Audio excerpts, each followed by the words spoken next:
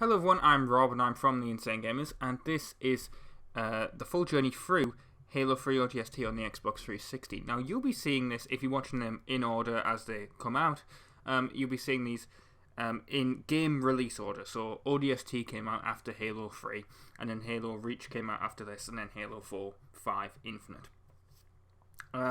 Here's the thing though, when I did these, I did not actually do them in record order. I didn't do them in order. I did Halo 3, Halo 4, Halo 5, and then I did Reach, and then I did ODST. And now Halo Infinite is coming out. So if you haven't seen the Halo Infinite one, I recommend you look on the channel for that if you like this playthrough of ODST.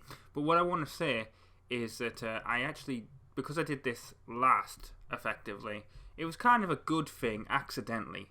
What happened is, if you don't know, ODST, it came with two discs. It came with the campaign disc for ODST, and then it came with a multiplayer disc specifically for the original Halo 3. And I guess I only ever played ODST once prior to this playthrough. I didn't really do Firefight on it, but I guess the disc got scratched somehow, because when you see part 2 of the Let's Play, part 2 in the Let's Play, if you don't know what these full journeys is, it's where I take the individual Let's Plays from the channel, I make them into one giant video. It's because the playlists on YouTube can get messed up sometimes. That's the reason. But so when I got to part 2 in this, which is literally the cutscene at the beginning of the game, what happened is that I got a disc read error and it just wouldn't progress any further. So I actually had to get another copy of the game. So yeah, that obviously won't really affect this playthrough because it's just the original episodes all taken together. But yeah, so you'll hear my voice change a little bit actually between part 2 and part 3 because there's a lot of difference in time between them. So yeah, enjoy the full journey.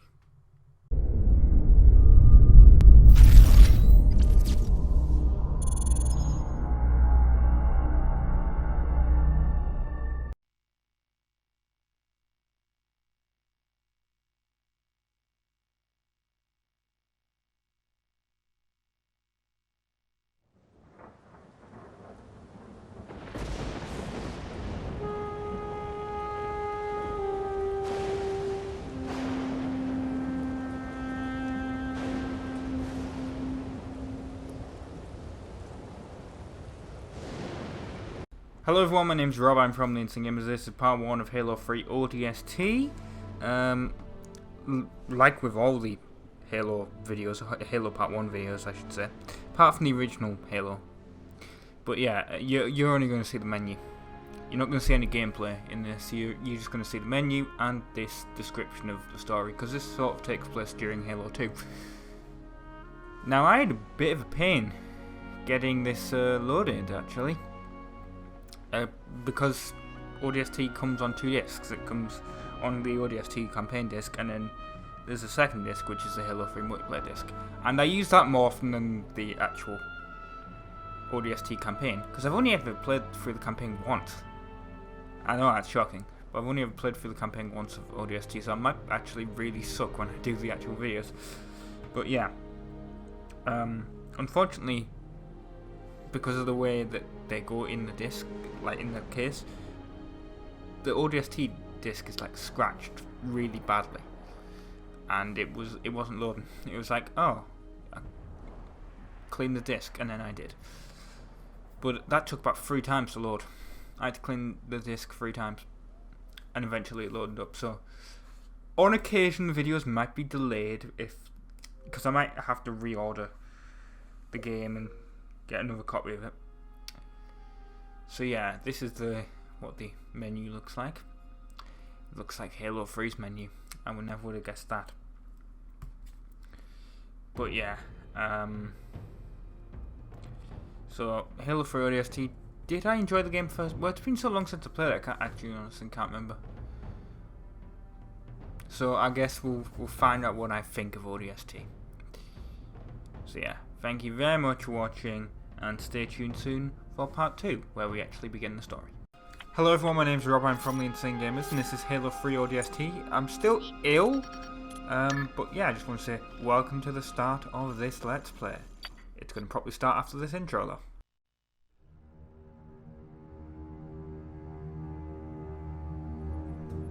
The Navy put up a good fight. Of course they did. It's Earth. Better late than never. How about you show some respect, Romeo? Just saying, Dutch. They missed one. No. They left it for us.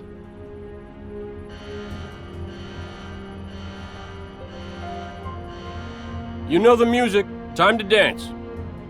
Hello, beautiful. Pods. Now.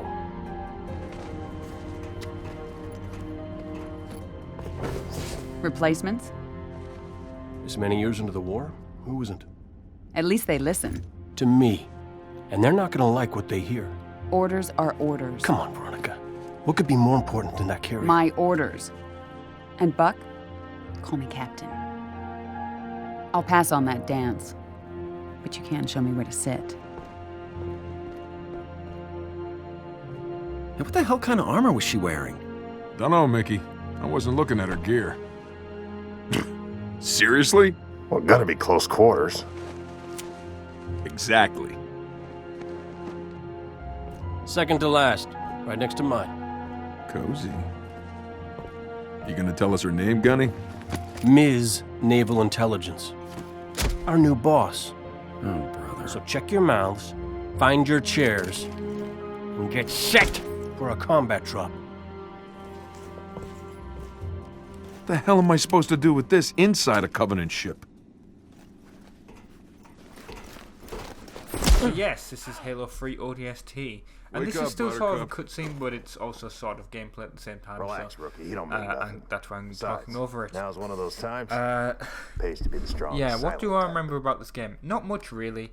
I mainly got this for the Halo 3 maps because it had exclusive maps, I believe, at the time of this game coming out. For Halo 3. Like it hadn't launched a separate DLC yet. And also, I think I've only played the campaign like once. Which is about the same time, amount of times like I played Halo 4 before I did that Let's Play. And I ended up really enjoying Halo 4 again after I played it. Like, the first time I was like, oh, that's a bit crap. And then after I played it, I was like, no, actually it wasn't. That wasn't that bad. Halo 5 was actually brand new to me. But unfortunately with ODST, I think I mentioned this in the prologue, but my disc is really scratched, and I don't know why. I'm assuming it's because it's a dual disc case, but it was only like one slot for the discs to go in. Like it's meant to be like that. The other disc was pushing down on it because I always had the one player disc. After I played the campaign, what was the point of me playing ODST then? We never really played Firefight. We played it once or twice. But yeah, it's really bad, this game. Like, and by that I mean like it won't play at all. Like you understand in a second you'll see what happened. I was like, yeah, I'm going to record the next level. And then something happens after the cutscene. Or after that bit of gameplay, I should say. Sort of gameplay. You're not in control. Yeah, the disc is unreadable, so it kicked me back to the dashboard, which takes forever to load. So yeah, I'm gonna have to get another copy of this game. So yeah, I've been Robin from the Insane Games. Tomorrow will be Need for Speed Most Wanted, the challenge series. I know I said that was supposed to be today, but sorry. Anyway, thanks for watching, and ta-ra. It's back!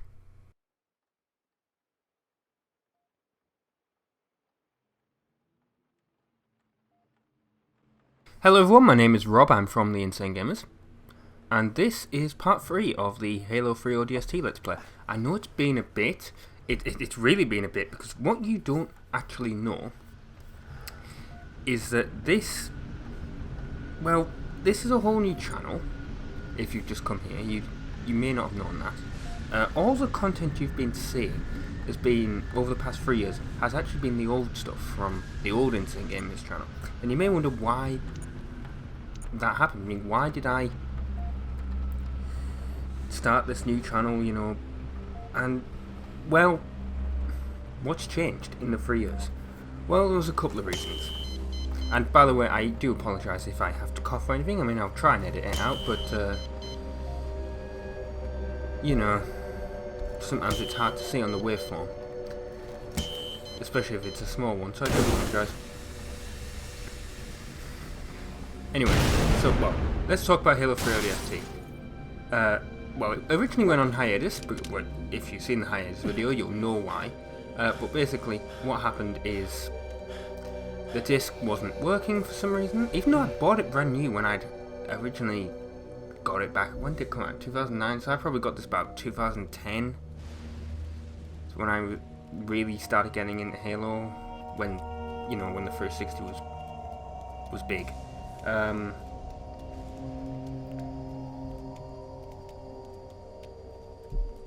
So Reach had, I don't know if I got it before or after Reach came out.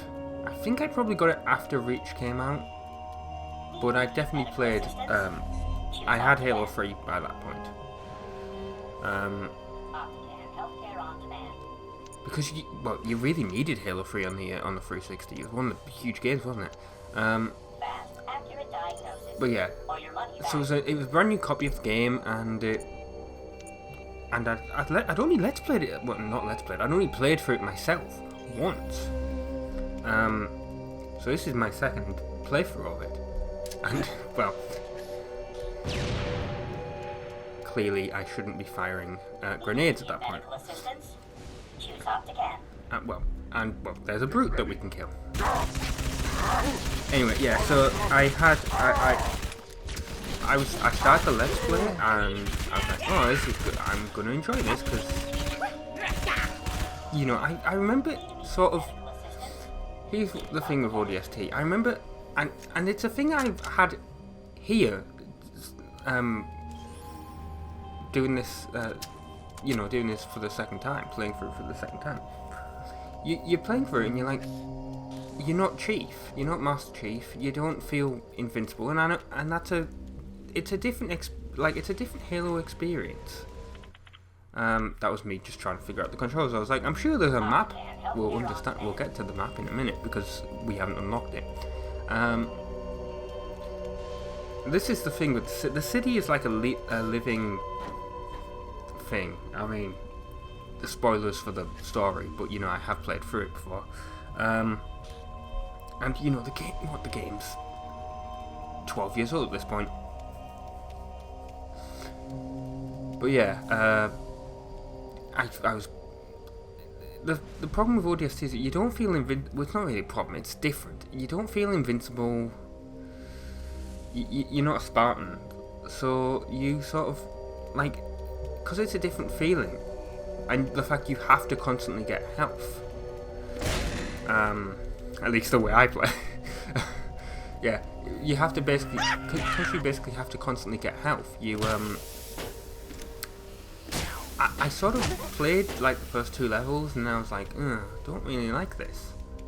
And then I came back to it like, I don't know, a year or so later, maybe. I can't really remember. And then I finished it, and then I was like, oh, that was a really fun game. Maybe I played it co-op. Maybe, like, you know, maybe I played it with Chris, Weimer, some other people. I can't, like, maybe they were like, oh, you haven't finished ODST, you need to play that. Maybe it was when I was trying to get achievements, I don't know, because there was a point in time when I used to really enjoy achievements, trying to go for achievements. So I've gone off that now. Well, you never know. But yeah, whatever, my copy just didn't work for some reason, and I'm looking at the back of it. I mean, I don't have it anymore, I got rid of it, but I stopped that. I put it on hiatus. I was like, oh, it should be really easy to get a copy of Halo 3 on ODST. And then I was looking in stores, because there's there's CEX in the UK, which basically does everything. Well, it does a lot of retro stuff now, but at the time, it has like a PS2 and original Xbox section. I don't even know if there's any GameCube. I think there is GameCube stuff in there, and then basically everything onwards. But you know, now they do PS1 and all that.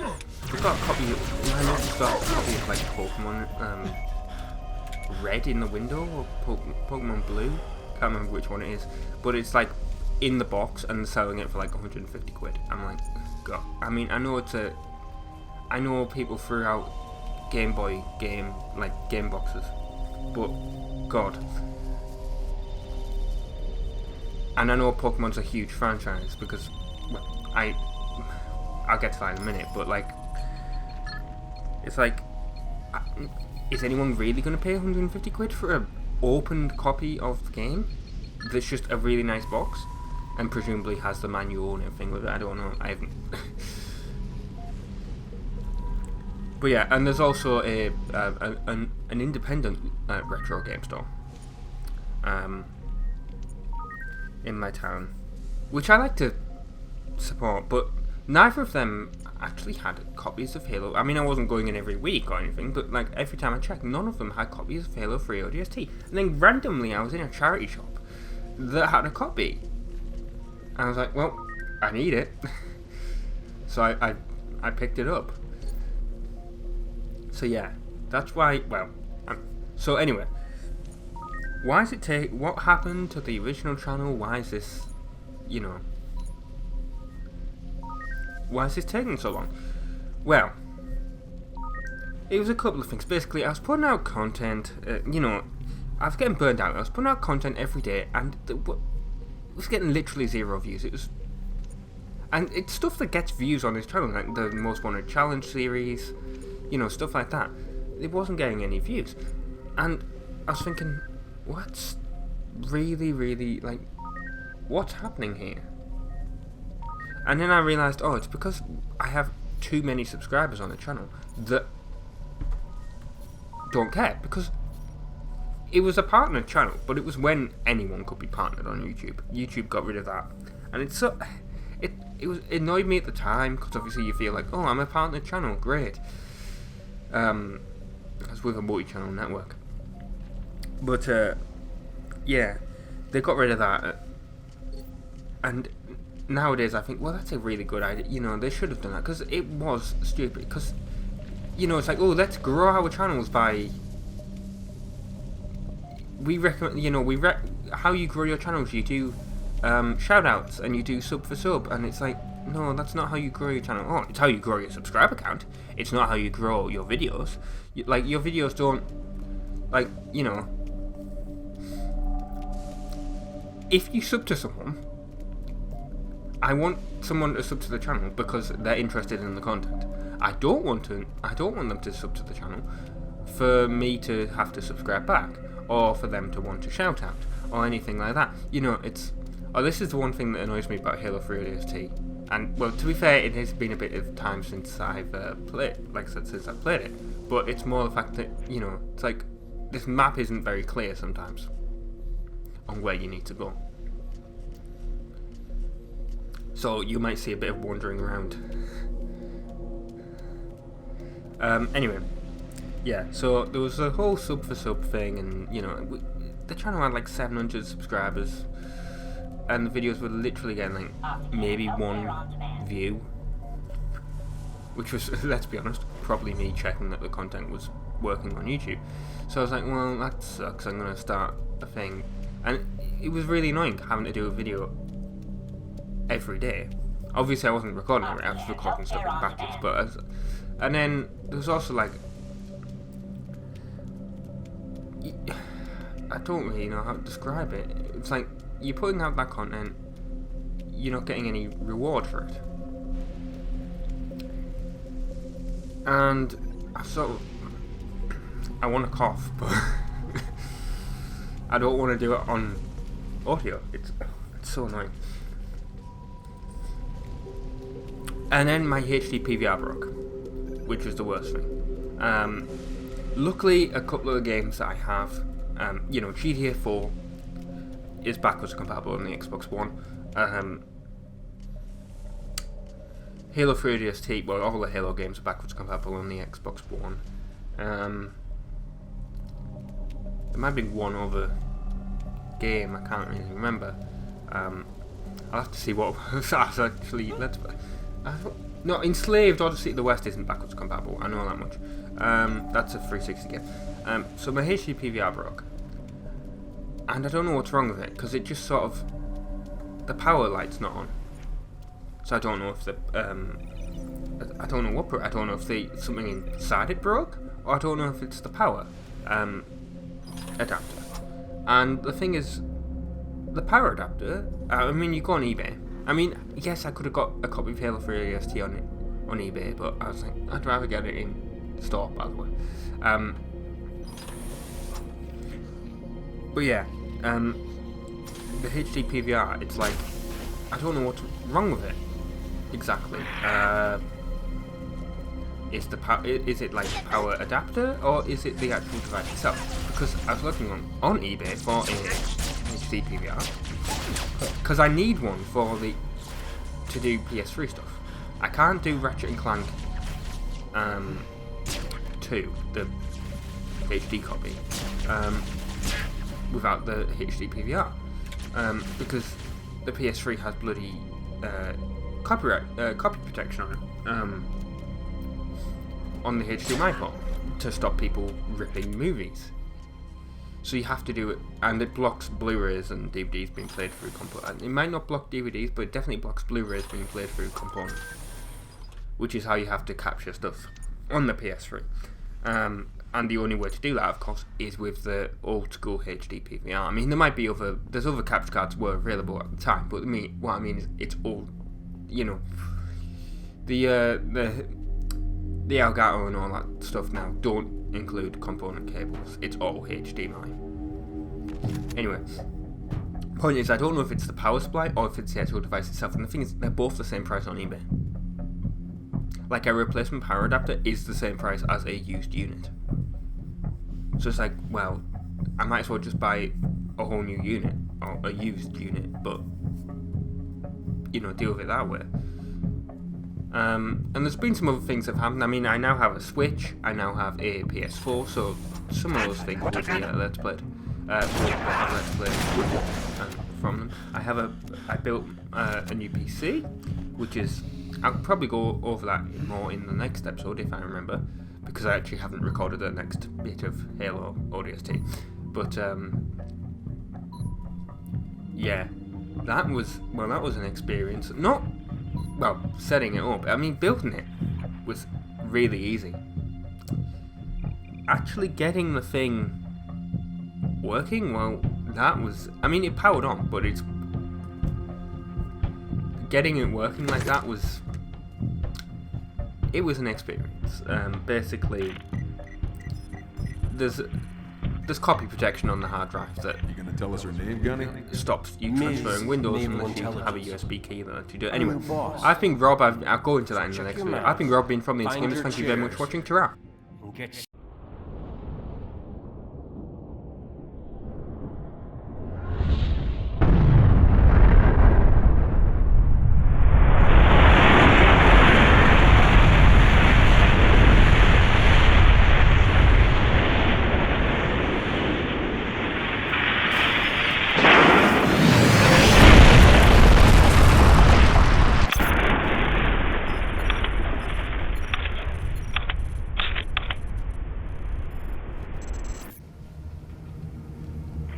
Squad, what's your status? You still with me, Buck? Yeah. Give me a sec. I hit pretty hard. My heart won't open. How about yours? Works great. Right. When you get done fooling around, I could use some help. Did I do something wrong? Because the only thing I regret about you and me, not knowing you were a spook when we first met. I would have been a lot less charming. That's what I missed most about you, Buck. Well, your mouth was always a little faster than your brain. Look, don't start about my job. We both agreed to end it. That was years ago, Veronica. I'm a little fuzzy on the details. Must have met a lot of other saps since then. Why pick me for the safari? First, you're the best soldier I know, and second, I don't remember that night. What you asked me in the morning? I remember not getting an answer. Say again, Buck. You're breaking up. I said stay put. I'm on my way. We missed our LZ. This grid is packed with Covenant. Be careful. I appreciate the concern. Won't be much of a rescue if you're dead. Hello everyone, my name is Rob, I'm formerly Insane Gamers, as you can see from my gamer tag there. This is part 4 of Halo 3 ODST, and this is the level Tiari Plaza. I don't know, I think that's how that's pronounced. It's the first level with Buck. And, well, in the previous episode, I'm pretty sure I ended by saying that I would talk about my computer, which I know is a bit of a weird thing considering this is a console game. It was a console exclusive. Although I believe it's part of the Master Chief Collection now. Might be wrong on that, because I actually haven't... Since the Master Chief Collection came out, I haven't actually played it. Which is a bit weird, but yeah, that's what happened. Well anyway, yeah, my computer. Well, we'll start with the case. It's a Corsair 200R, which is quite an old case now. It's about 10-year-old, but there's a reason I got it. First of all, it's got a lot of... vents on it. Well, I say vents. It's places to attach fans. And the reason for that was simply because, well, you need airflow in a case. But also, another reason is, a lot of cases now, they don't have disk drive slots. And I know a lot of people are like, well, who cares about that? Yes, Steam, Epic Game Store, Good Old Games, all them. These launchers, they're great, and PC games have moved to digital distribution, and in fact console games have, because I'm doing Forza Horizon 5, and I don't actually own that. I own that, I play it via Game Pass, but oh yeah, there's a thing you'll notice on here. I check the map a lot, just basically to see where I'm going. Also, you'll see me check subtitles, because for some reason there's absolutely no subtitles in this showing when they're talking. I'm pretty sure that happened in previous Halo games. It was just weird.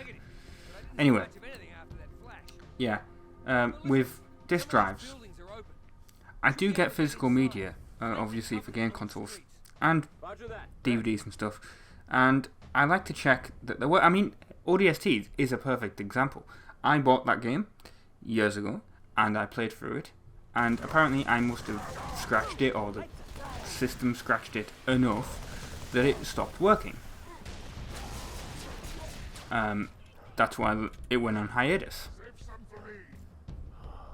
If I had ripped the game to my PC before I started the Let's Play, the rip would have failed, because it wouldn't have been able to read that part of the disc, and then I wouldn't have started the Let's Play until I bought another copy of it. So that's a useful thing that a disk drive is good for, and I do that with all my pre-owned games that I get for the PS2, and if, you know, I mean, I think you can do it with the 360. I'm almost certain you can. But yeah, I still get PS2 games and stuff like. I know that's old stuff now, but I am into retro stuff. It's so weird saying retro when regards to the PS2, because yeah, PS2 was my childhood game console. It's just so weird saying that, because it's like, well, it's not that old, but it's 20 years old at this point. It's quite old. But people are like, oh, retro is like the Genesis and the Super Nintendo and the N64 and all that. No, PS2 and stuff like that's retro now. Anyway, so moving on from the case, the motherboard is, I can tell you, because I have to have Amazon open here to basically... well, it is a MSI Mag B560 Torpedo. It's a full ATX motherboard. It doesn't have Wi-Fi, but it is technically, I believe that's a lower spec one. But you'll understand why. It's because I paired it with a Core i5-11600K, which a lot of people will be like, well, why didn't, AMD Ryzen? Why didn't you go with that? It was actually cheaper than Ryzen, at least in the UK at the time I got it, because there is a chip shortage at the moment, if you're not aware of that, and I'll get into that in a minute. with the graphics card. The great graphics card shortage of 2020 and 2021. Yeah. But yeah, there is a chip shortage, and for some reason Intel's was cheaper, and performance is sort of on par with the. Like I said, I didn't really do that much research into Ryzen, because I was looking at. This is the first PC that I've properly built, and the research I did was basically like, you know, what is a good motherboard and whatever combination for a certain price, and all the sites were like, if you can get this combination, it's better than the equivalent Ryzen. If the Ryzen's cheaper, get that. Essentially, that's what it was. So I went with Intel because it was actually cheaper. The graphics card, it is a NVIDIA GTX 1660, which that came out, I think 2019, might have been early 2020, I can look that up. When did the GTX 1660 come out? Release date. It came out, yeah, March 14th, 2019, so it is 2 years old, 3 years old by the time you see this video. But yeah, used, it was still going for 300 quid. I mean, graphics cards, they're expensive now. I mean, I know the high-end one, and the 1660 is not really that much of a high-end one. It was a mid-range one at the time anyway. But to be honest, I don't exactly play the latest games on PC. It's decent enough for what I want to play. And, well, it's currently powering 2 monitors, so, you know, whatever. It's fine for what it... Yeah, I got another monitor. I got a... What's a Samsung? I wish I could tell you the model number. I just had it. I'm looking directly at the box. It's the UE590. That's the model number. It's a 28-inch monitor, does 4K. Unfortunately, it doesn't have HDR, but yeah, which is a bit of a shame it doesn't have HDR. But it was Black Friday. It was £110 off. So yeah, I ended up getting it.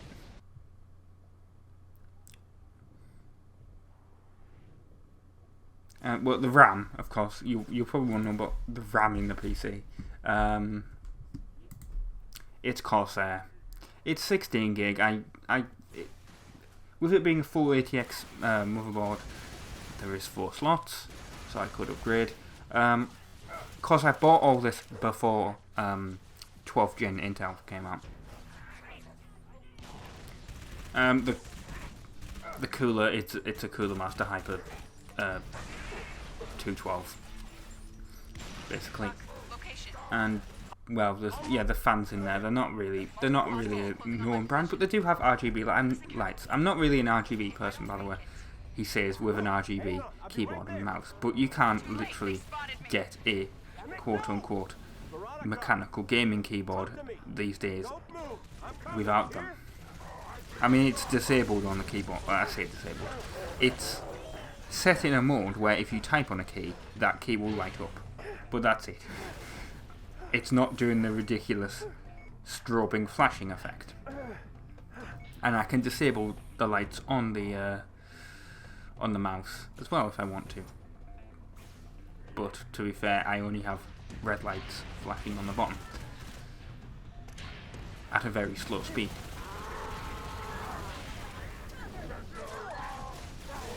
But yeah, I'm still a console person. As you can see, I'm playing ODST.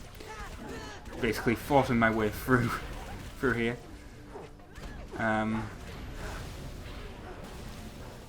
Yeah, I don't really know what to say.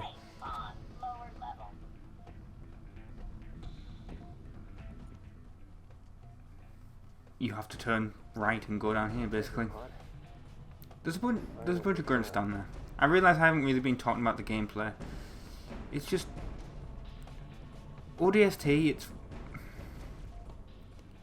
It's one of those games where I played it and then I was the first time and I was like, well, I never need to do that again. But obviously that was way before I started doing Let's Plays. So we'll see how it goes, because I've still got my original like feelings on it. It's like it's not really that fun. Anyway, I'm Rob. I'm from the Gamers. Thank you very much for watching, and ta-ra. I'm here. I gotcha.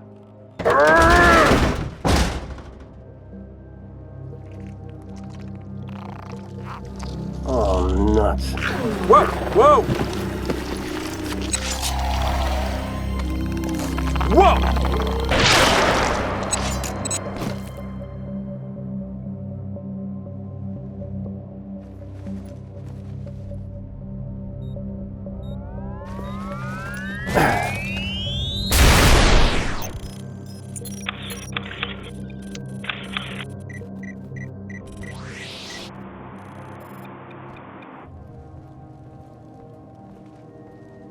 What the heck was that? You ever seen one before? Hey, Romeo, you got your ears on? Oh, I get it. Permission to speak, smartass. No, I don't know what it was. But it was gonna grease your ass good. Just like it did the captain. Yeah, maybe. You're from Mickey, Dutch? Negative. The rookie. We need to get above this crap. Link with the B-net. One of our drones must have seen where they hit. So we're popping smoke in the lady's mission? She ever tell you what she wanted? No.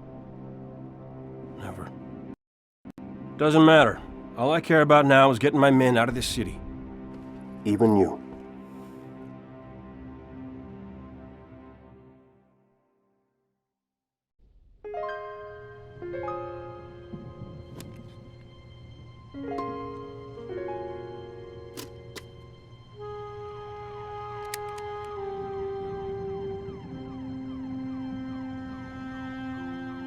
Hello everyone, my name is Rob, I'm from the Insane Gamers. This is part 5 of Halo 3 ODST. And, well, I've discovered how to use the visor. Which I'm pretty sure it told me before, but for some reason in the last episode, I just couldn't figure it out. I was like, you hold the back button, right? No, that's not how it works. You hold X. We're going to leave the area. We're going to leave this building that we were in and move to the next beacon, which is Uplift Reserve. That'll be the next level. So yeah, Mombasa Street, and that why the hell have I forgot the name of that grunt? There we go. That grunt scared me. So yeah, we're just gonna leave the building. Many floors here. I thought we could leave out there. We can't leave out there now. Guess it won't let you, load that part of the level. Not even by pressing the button. Although maybe it will at the end of the game, because this is the free roam level. There we go. See, hold RB to do the security door. And again, the game is telling us where to go. The city, it's a living character, quote unquote, telling us that's the way to go. Presumably because the system, the computer that's running the city recognises that, I'm supposed to be saving it. I'm an ODST. Now, round here there is a bunch of grunts. There's a bunch of brutes.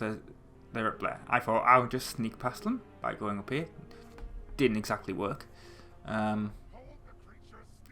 But you'll notice they are doing something with that. I forgot what the hell that thing's called. Which is a bit annoying because it's, it comes into the story. I'm going to Google that actually. What are those things called? Because, well, they're important. Halo 3 ODST enemies. They're not technically enemies, but enemies. There we go. Right. But yeah, I've got to kill those brutes over there. That'd be great if the Halo wiki actually told me. I mean, I'm sure it does, but they're going to spot me in a second. pretty sure. Yeah, there we go, see? Just checking on the phone here. Yes, game. I don't care about gameplay. I want to know...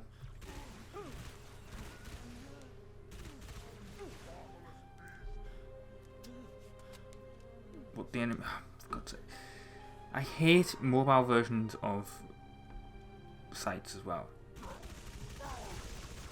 It's like, I technically could do this on my second monitor, but I don't want to.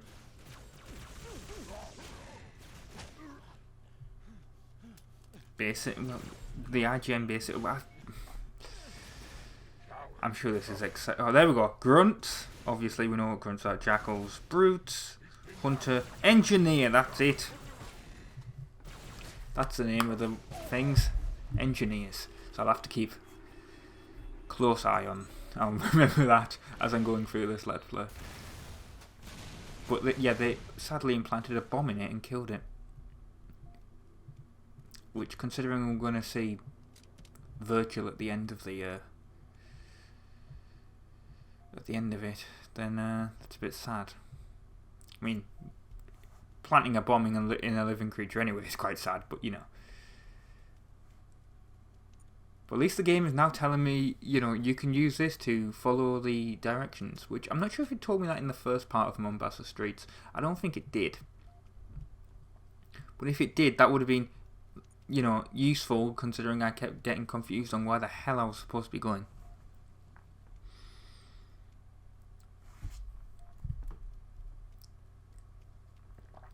If you've never played ODST before, which, well, welcome. I was just trying to see if you could drive the Ghost there, which sadly you cannot, because I think it was blown up. But yeah, if you've never... Mombasa Streets, it's an open world level.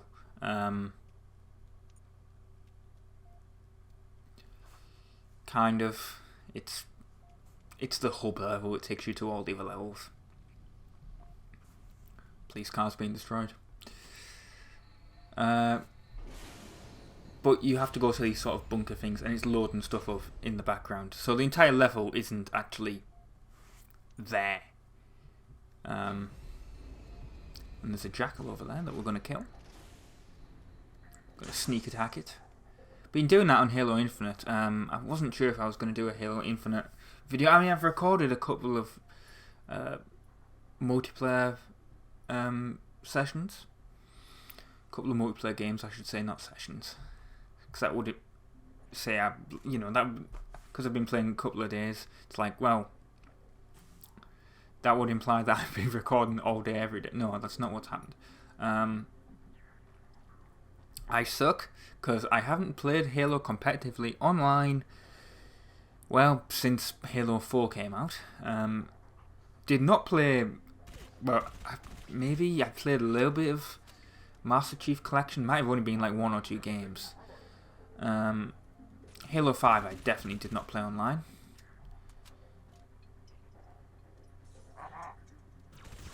Yeah, I think I played a little bit of the Master Chief Collection online, because it was putting me in Halo 3 maps, if I remember correctly. But yeah, I've been playing a bit of Infinite. I'm not good. I've got a terrible kill death ratio, but I do get a couple of kills. So I don't know if it's... I'll get better at it. But I don't know if that's something you'd be interested in watching. It'd sort of be like a COD commentary if you remember those things. But it'd be with Halo instead, obviously. Might do that. But obviously I want to do the Halo Infinite storyline when that comes out. Because it's not out yet at the time of recording it. Yes, I know this is coming out in March. It's November at the moment. It's 26th of November, so it's nearly December. But yeah, it's not out yet. The story. But I am looking forward to it, because the multiplayer has actually been quite good from what I've played. Anyway, yeah, we've got to go up to this beacon. We're going to get shot, but yeah, you're going to get cutscenes. So I've been Rob, from the Instant Gamers. Thank you very much for watching, and ta-ra.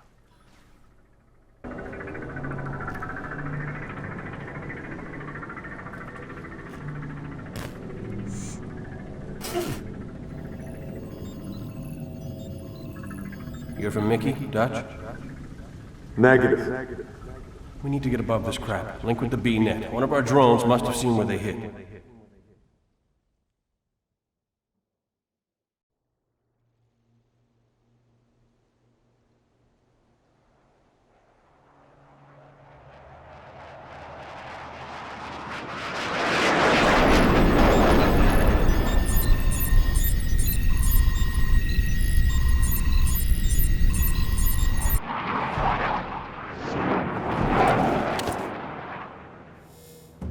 Good hunting, boys. I'm keeping my boots on the ground. Hello everyone, my name is Rob, I'm from the Instagames. This is part 6 of Halo 3 ODST. It's a level uplink reserve, I'm sure you knew that from the title. And of course, it's on the Xbox 360, although, in case you did not know, this is actually being played through backwards compatibility on the Xbox One, which technically means it's a port because of how Xbox backwards compatibility works, but whatever, we don't need to know that information. Anyway, uplink reserve, it's the... well, I can't remember if there's other vehicle. I know there's one with a dump truck. Not a dump truck. What's the like trash truck? Later on in the game, but I can't remember if this is the other, like the only other proper vehicle level. Well, although at the start, of course, we're just killing all these brutes and grunts. Now, the thing about vehicles, of course, in Halo is, well, the controls. They don't control like any driving game, and also when you're having to do this, you basically, it kind of sucks because you're basically dealing with how the AI kills things. I also noticed it seems a bit laggy. I can't remember if that's the capture now. I hope it's not the capture, or if it was the game. I think it was the game though. Yeah, you're basically relying on the AI to shoot everyone when you're driving it, and it kind of sucks because, you know, if for some reason they can't aim, it's like, well, it's not your fault you die. I mean, you've got to avoid enemy fire, but you know, if there's too much and the AI isn't killing anything, it's not your fault that you die. Which happened a few times, because that gets cut out of the Let's Plays like this, because, well, if you ever want to see that, you should watch the first couple of episodes of the first Halo Let's Play. God, that was terrible. And that's why I started doing Halo like this, where I just play through the game normally, and just start doing the commentary afterwards. Which is not really something I like doing for other games, but although I'll do it when it's necessary. But at least it lets me use these sort of as a vlog. And, well, if you've watched the most recent the most recent Forza Horizon Let's Play part, which is part 11, you'll notice I was talking about a PlayStation 5, which I hadn't bought, but I mentioned that I got a code to get one at Curry's, which is a major UK retailer and essentially our equivalent of Best Buy. And what happened there was I got the code, and the email actually says pop in to the store, to any store this weekend, and pre-order, well, not pre-order, but order your PS5. Now, I'm recording these in advance. It's the 3rd of December when I'm recording this. I know it's April, like the end of April by the time you will see this, but I just like, well, big backlog. But yeah, I went in on the 2nd, and it's a really good job that I did go in on the 2nd. Completely by accident. Now there's 2 Currys near me. There's a big, huge one, which is further away, and then there's a smaller one that's, they call it a satellite store, because when I've been in it, they're like, oh, when we order things, it comes from the larger Currys. We don't actually get deliveries from headquarters, you know, by ourselves. So the email just says, it says, you know, just use the store locator and go in. But I wasn't sure if it would, you know, what's the point in ordering a PS5, going in, to the smaller one, only for them to have to order it from the bigger one. Like, order the PS5, it gets shipped to the bigger one, which then has to ship it to the smaller one. When I could just go to the bigger one, even though it's 10 minutes further drive away. You know, it's like, doesn't really bother me. I'll make the car journey, whatever. I'll get the PS5 that way. So I was just going I went into the bigger store just to check if you could order it at any Currys, and how the ordering process would work like that. Because, you know, you never know, it might have got shipped to the smaller store. And I went in and I was looking at they have a big box of PS5s on the wall that are just completely empty, of course, because you can hardly get one, at least at the time. I'm doing this. Hopefully by April or whatever, by the time this comes out, it will be easy to get PS5, but if not, well, sorry, it still sucks that way, but whatever. Nothing I can really do about it. I'm not Sony's distribution. I think it's probably still going to suck getting one because of the chip shortage and all that, but the point is, I went in, they have the empty boxes, and the bloke walks over and he's like, oh, you looking at the PS5s? And I'm like, yeah, I have a code to get one, to order one. It says get to this weekend, and he's like, I sold one today. I've ordered one in. And I was like, well, I'll just show you the email that's on my phone. And unfortunately, the ironic thing is, Currys is a electronics retailer, and yet if you go into their store, at least that particular store, you basically get no internet. Now they have Wi-Fi, but it's not public Wi-Fi. So basically you have to go outside to get anything work. So I went outside, came back in, showed him the email, because I should have had it up on the phone already, but you know, I wasn't really exactly thinking. Just got out of the car and all that. I did it that way, showed him the thing. He's like, yeah, the email says this weekend, but it actually expires on the 3rd. So the 3rd is a Friday. It's today. Today is a Friday. So I suspect there's going to be a lot of disappointed people tomorrow when I'm just going to be checking Twitter.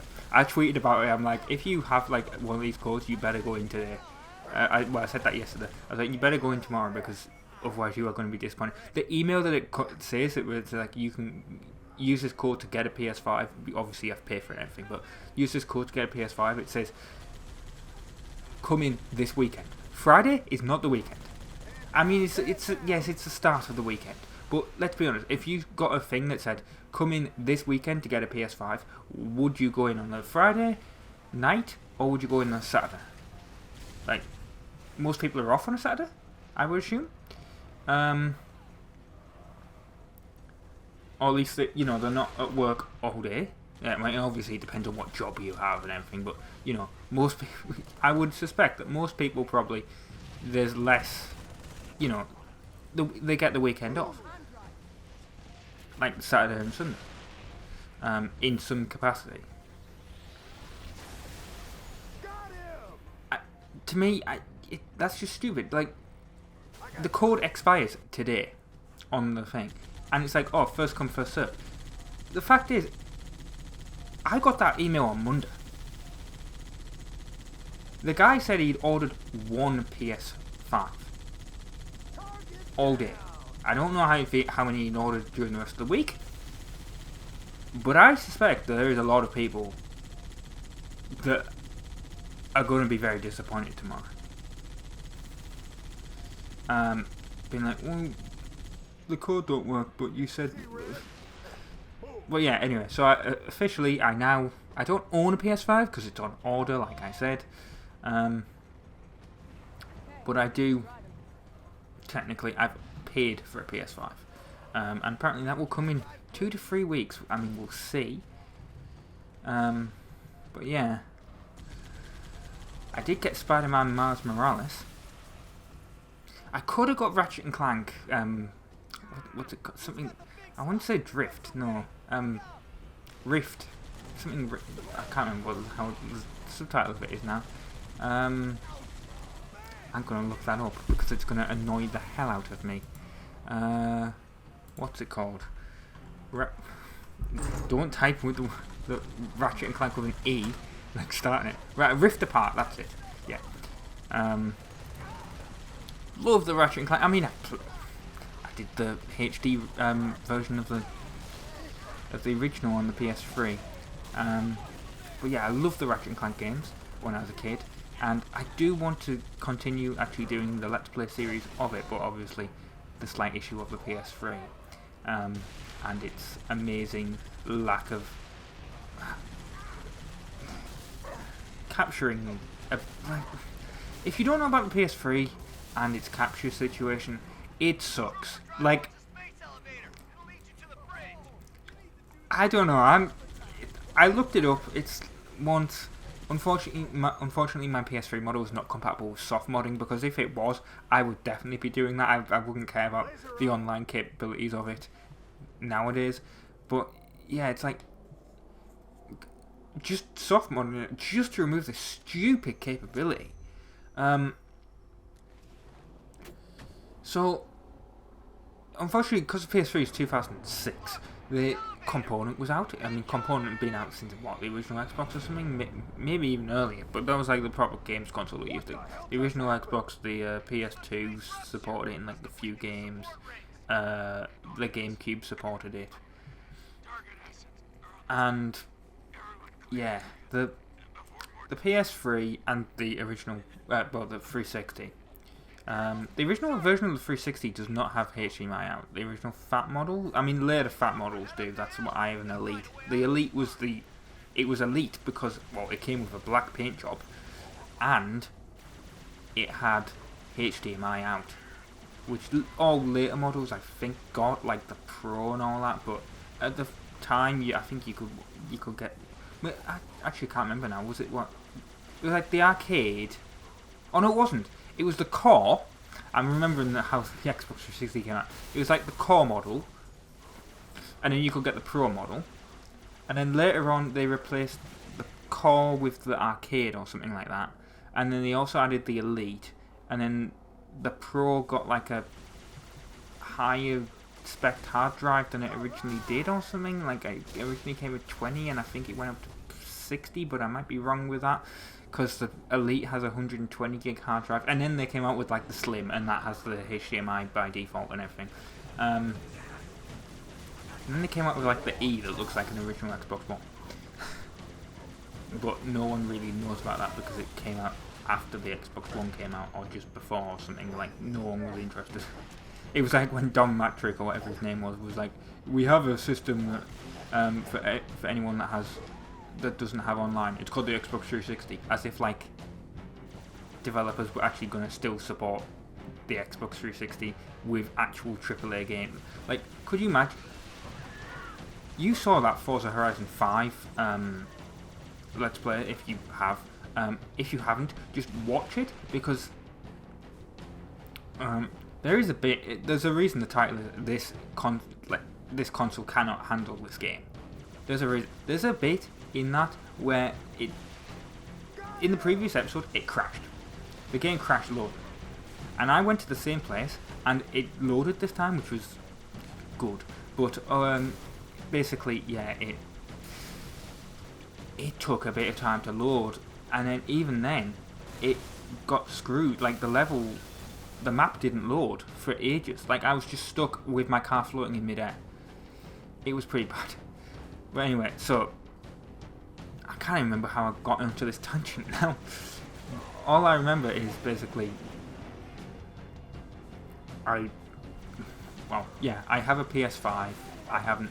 We were talking about Ratchet and Clank or something, weren't we? Oh yeah, the PS3. If you've never dealt with the capturing the PS3, it sucks, because the PS3 you can only capture through Component. I mean, the PS3 has HDMI, but you can't actually capture through it because of the Blu-ray drive. They didn't want people like doing the perfect digital copy, so you can only capture it through Component on the PS3, and it really sucks because my HD PVR is broken. And it's like, well, how do you get around this? And it's how you get around it is you either get a HDMI splitter that doesn't care about that strips HDCP, which is the copy protection, which is technically illegal, but it's PS3, so who the hell cares? You get a component, like a component to HDMI adapter, which I'm probably thinking of doing if I want to do more PS3 stuff, which I want to do the rest of Ratchet & Clank. So yeah, I'll think about doing that. Or you basically I don't know if this works, but presumably you can soft mod the PS3, and obviously soft modding it will let you remove that protection anyway, but obviously you can't go online with it. But my PS3 Slim doesn't support soft modding because I looked up the model number. Anyway, I've been Rob from the Instant Games. Thank you very much for watching, and ta-ra.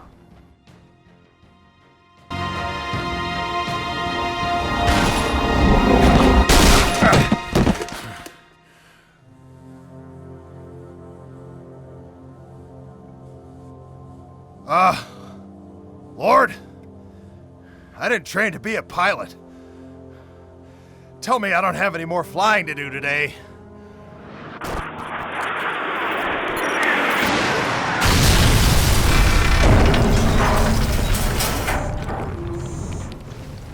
So, was that a yes or a no?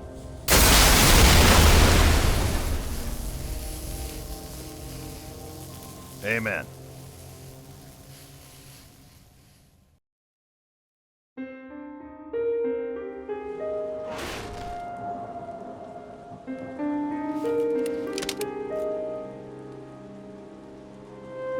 Hello everyone, my name is Rob, I'm from the Instant Games. This is part 7 of Halo 3 ODST on the Xbox 360, being played through the Xbox One in backwards compatibility mode. And it's Mombasa Streets part 3, and which is the free roam level. Obviously you've got to go places first, but I'm pretty sure at the end of the game it is sort of a free roaming level, where you can go anywhere. And well, this is where it sort of gets challenging, I would say. It's where you go from, oh, I'm an ODST and I can kill everyone that I come across too. I mean, you'll see a bit of that in here, but it also comes to, I've got to sneak around guys, because I will get killed if I do that. Which, yeah, you'll see that later on, but at first, I mean, there's some grunts and a brute to the left of me there. At first I was going through this bit of the level and I was thinking, hang on, am I just going to sneak around everyone and not have to fire a single bullet? No, that isn't what's going to happen. But at the same time, later on it will be. But yeah, I was going around here. I wasn't sure how long the level was actually going to be, because it's, like I said, well, looking at the top of the screen, it's 500 meters away, but the actual, obviously when you press down, the nearest door is 200 meters away, so for some reason I was thinking it was quite a short journey, shorter than what the map says, and I was thinking, well, hang on, am I going to get shot at? No! Well, yes, I am going to get shot at. A bit of lag there, can't remember if that was the actual game or if for some reason that was the capture, but or if that was just the playback on the computer when I'm doing the commentary for this. There's a brute here that I'm going to kill. There's also a jackal there that's sniping, and that's really annoying, and I hate, that's one thing. They're the enemies I think I really hate the most in this game. Now, I don't know if you noticed there, we were near the payphone, I guess, the information kiosk, and it said press RB to download or something. Now, there's a sort of meta game in this game. There's something called Sadie Story. I don't know if all the things you have to unlock are in this level, are in Mombasa Streets, or if they're in different levels of the game. I can't remember now.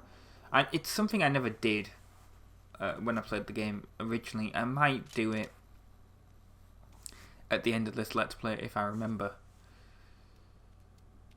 But yeah, see, essentially the GPS is just telling us to go to this door and to open it.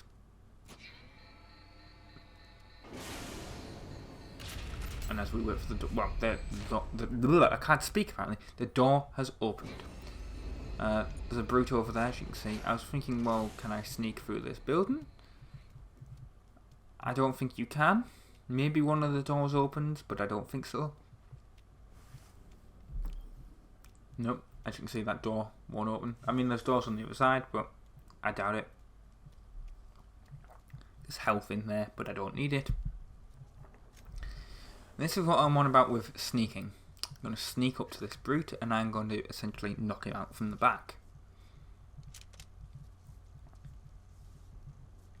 So we've got to be very, very, very quiet as we do this, because we don't want to alert him to the fact that we're here. Nah. Just punch him in the back and instant kill. There we go. And then there's some grunts down there that should be easy pickings, really. Unless they've woken up. Don't know what that yellow... unless that was also another part of Sadie's story, I don't know. I'll have to see where they all are. The points to do that. And yeah, I think it probably will be something that we'll do at the end of the Let's Play. I'll make sure to write it down. There's another jackal up there that's sniping us.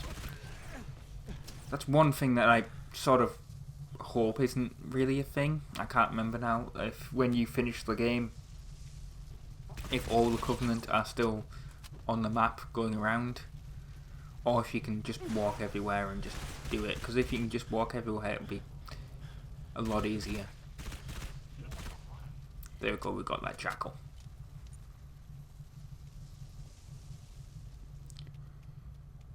Now this is 200 meters away, but that's not the way we have to go. We have to go around, I guess, the long way.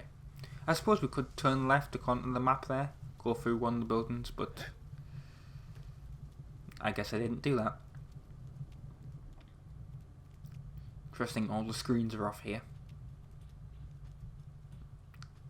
Although that one caught my eye when it flashed, so I wasn't sure if it was displaying anything. Now, I was thinking, let's go this way. You'll see why I chose not to go this way. Yeah, 2 hunters. Couldn't be bothered dealing with that, so I turned back around.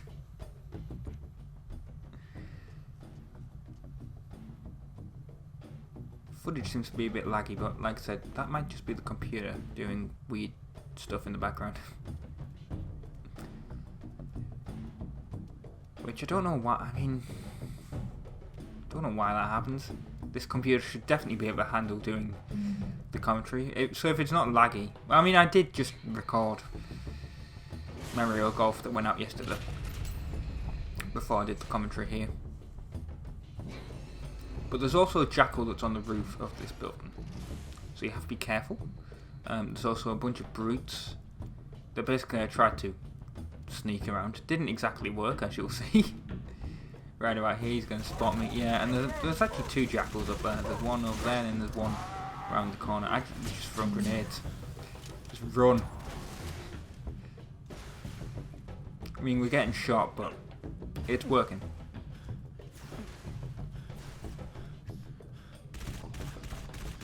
At least kill the jackal so it doesn't, snipe me. Although it seemed like there was another one there that I didn't actually see. But yeah, let's open the door and get past it. As we're still being sniped. Ah, there he is, he's over there. Don't know how I didn't see that when I turned around. Right, we've got to search this sector for the beacon. You guys are going to be like, oh my god, is he really that dumb? Well, yeah, but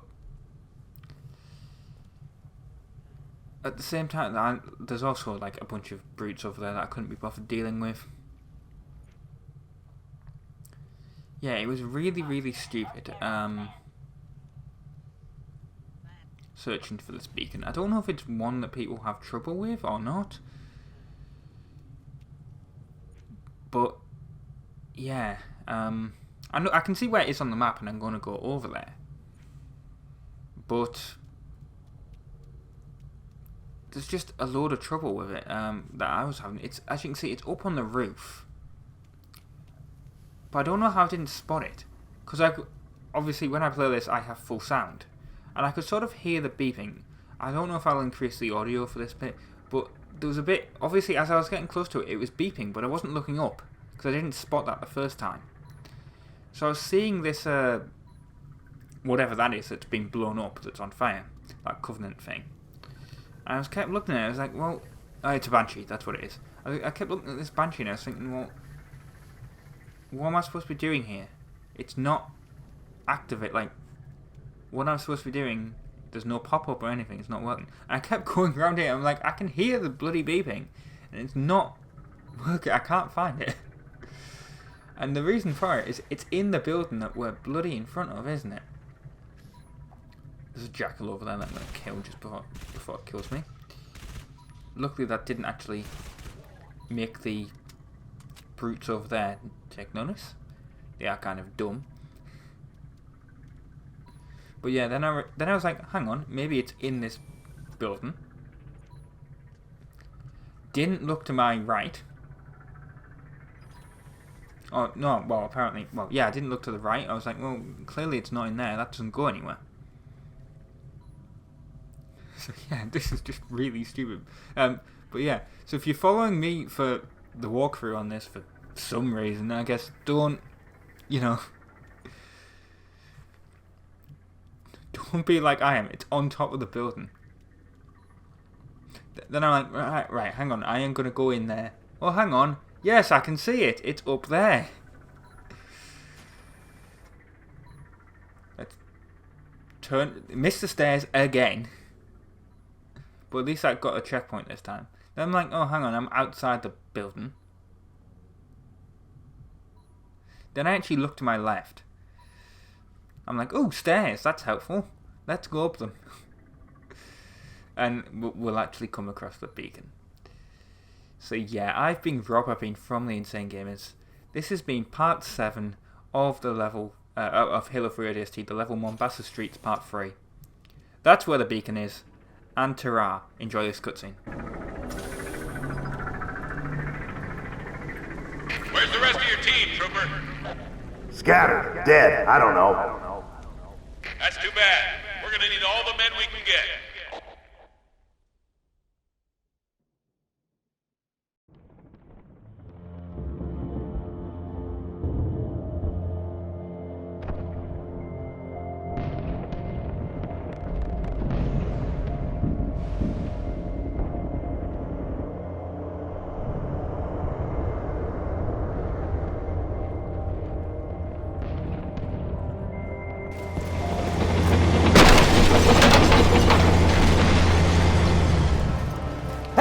Where's the fight at? Take a guess, genius.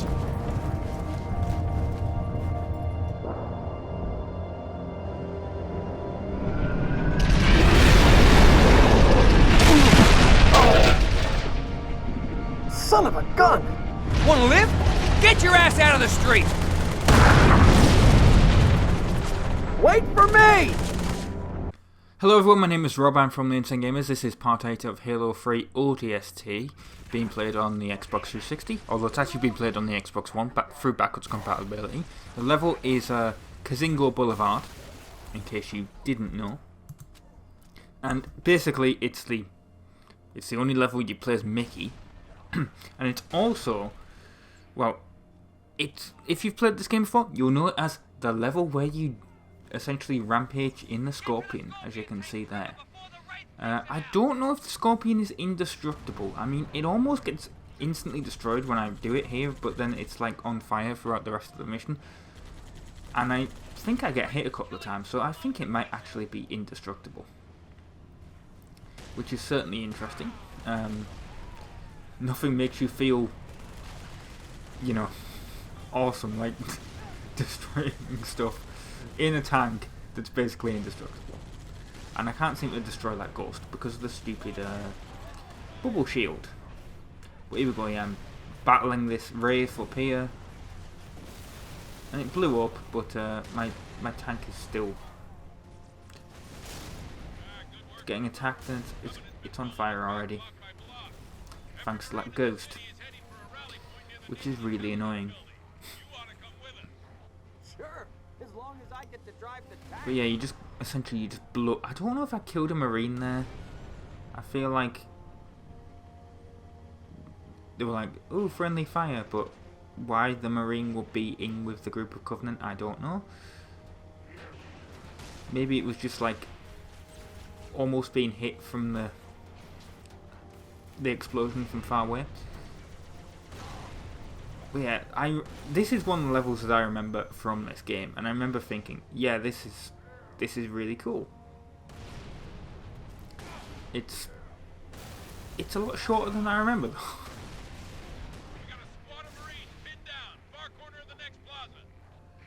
Which is surprising. Well, it's not. Well, I don't know. I just remember it being long. Like when I first, obviously, in case you didn't know, this footage is all pre-recorded because I'm sure I've explained this before, but Halo 3 ODST. Well, Halo 3 ODST. Halo 1, I started doing it live, like pretty much every other video on the channel, and it's a thing with first-person shooters I've discovered where it's like, it's really difficult to concentrate and shoot things at the same time. And, well, after about 2 episodes, I was like, I'm just going to pre-record everything and just do the commentary afterwards, and that's how I've always done Halo. But yeah, so I seem to remember this level being longer than it actually is. I don't know why I was confused on where the hell I was supposed to go that. Well, it is sort of an open map, isn't it? It's sort of using the Mombasa streets level. I don't know if it's because I saw an enemy up there. Maybe they're in the building on the map. But yeah, that's why I was shooting at that.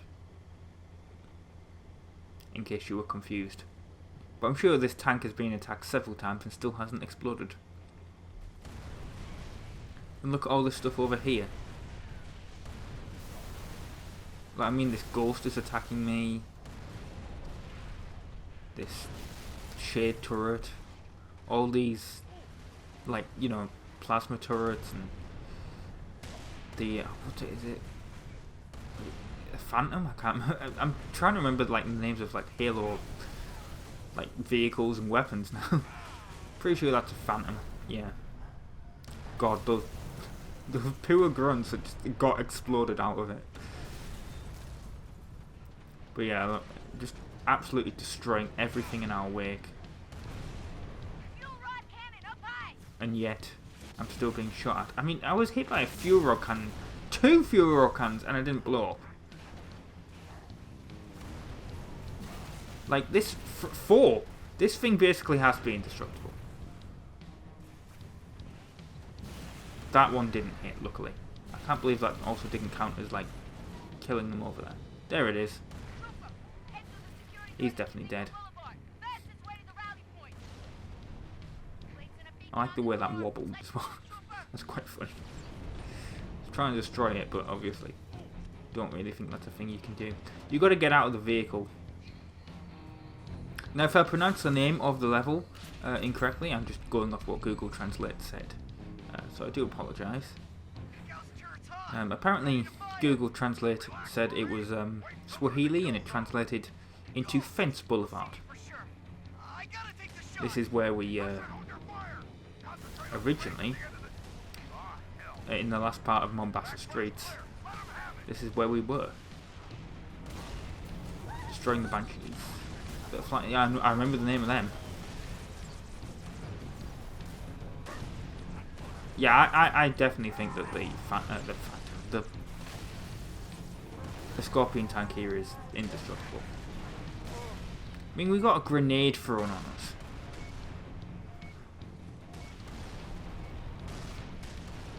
It basically has to be, right?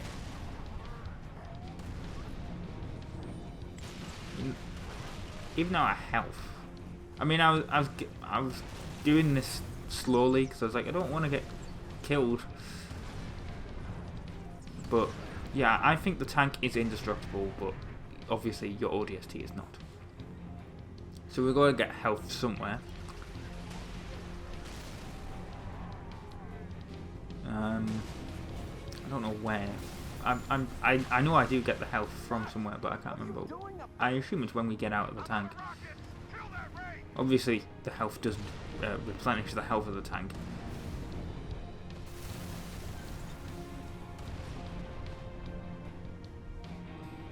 Don't know what happened to that Phantom. Oh, it's round here, I think. Because this is where we have to get out of the tank and help one of our other ODSTs. I think it's Dutch. Yes. It's Dutch. Oh crap! Watch the door. But now we're on foot and we're just killing a bunch of brutes and grunts and jackals with our SMG. It's less exciting. Although we do have to defend an area shortly. So we do get some more power. There we go, that's where the health was, it was on the floor. That was actually quite a good grenade shot from me. I'm not normally that good. You should definitely see me on Halo Infinite multiplayer. I'm absolutely terrible. Unfortunately, I'm not great with this this rocket launcher in a second. Didn't kill the brute, sadly. Although, that did.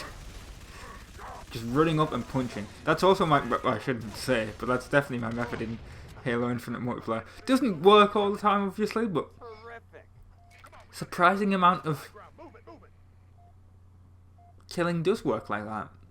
So... it's not nothing I recommend for esports, obviously, but it works.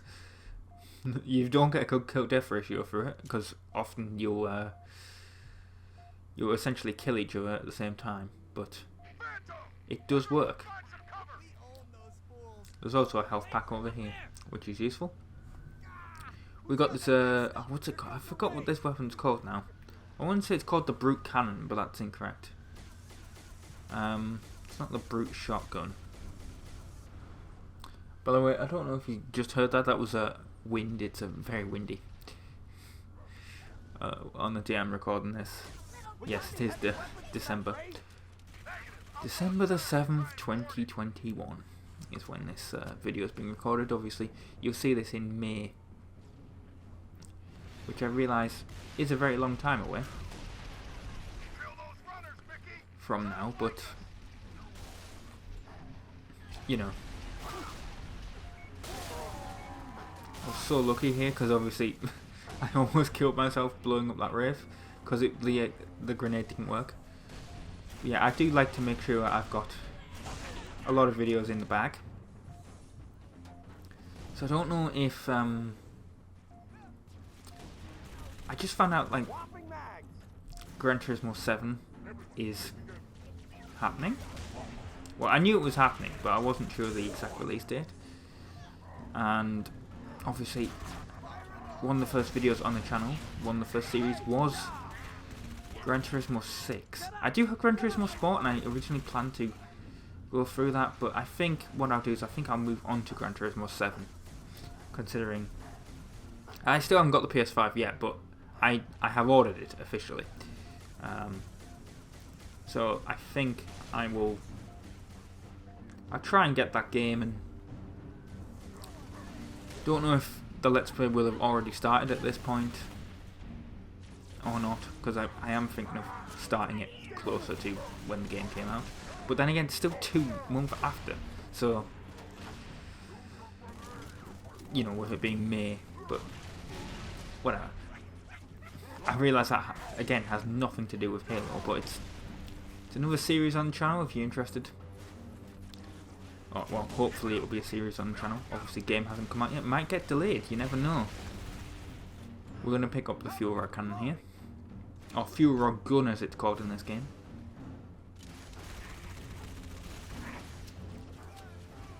And we're going to use it presumably against some brutes. Maybe we'll use it against some grunts. I don't know. Oh no, we're going to use it against a jackal. God, that shield would not protect you. Anyway, yeah, I can see this is coming towards the end of the commentary, the video, so the commentary is going to end. I've been Robin from the Insane Gamers. This has been part 8 of Halo 3 ODST on the Xbox 360. Hope you've enjoyed, and ta-ra! Enjoy the cutscene.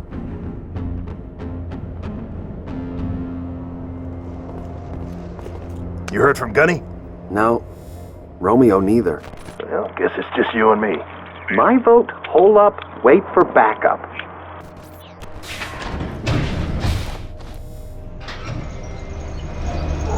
Thank God! Does one of you know how to use explosives? Your vote just got overruled. Oh.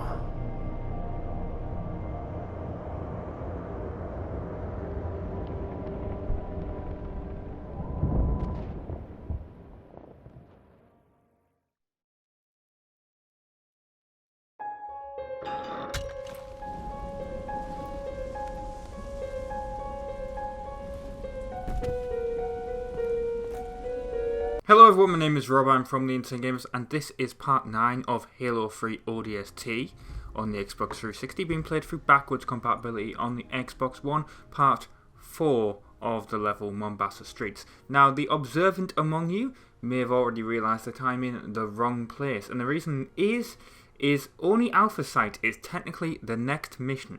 However, what the game does is it gives you an option. It gives you an option of going to that, and it gives you an option of going to the mission NMPDHQ.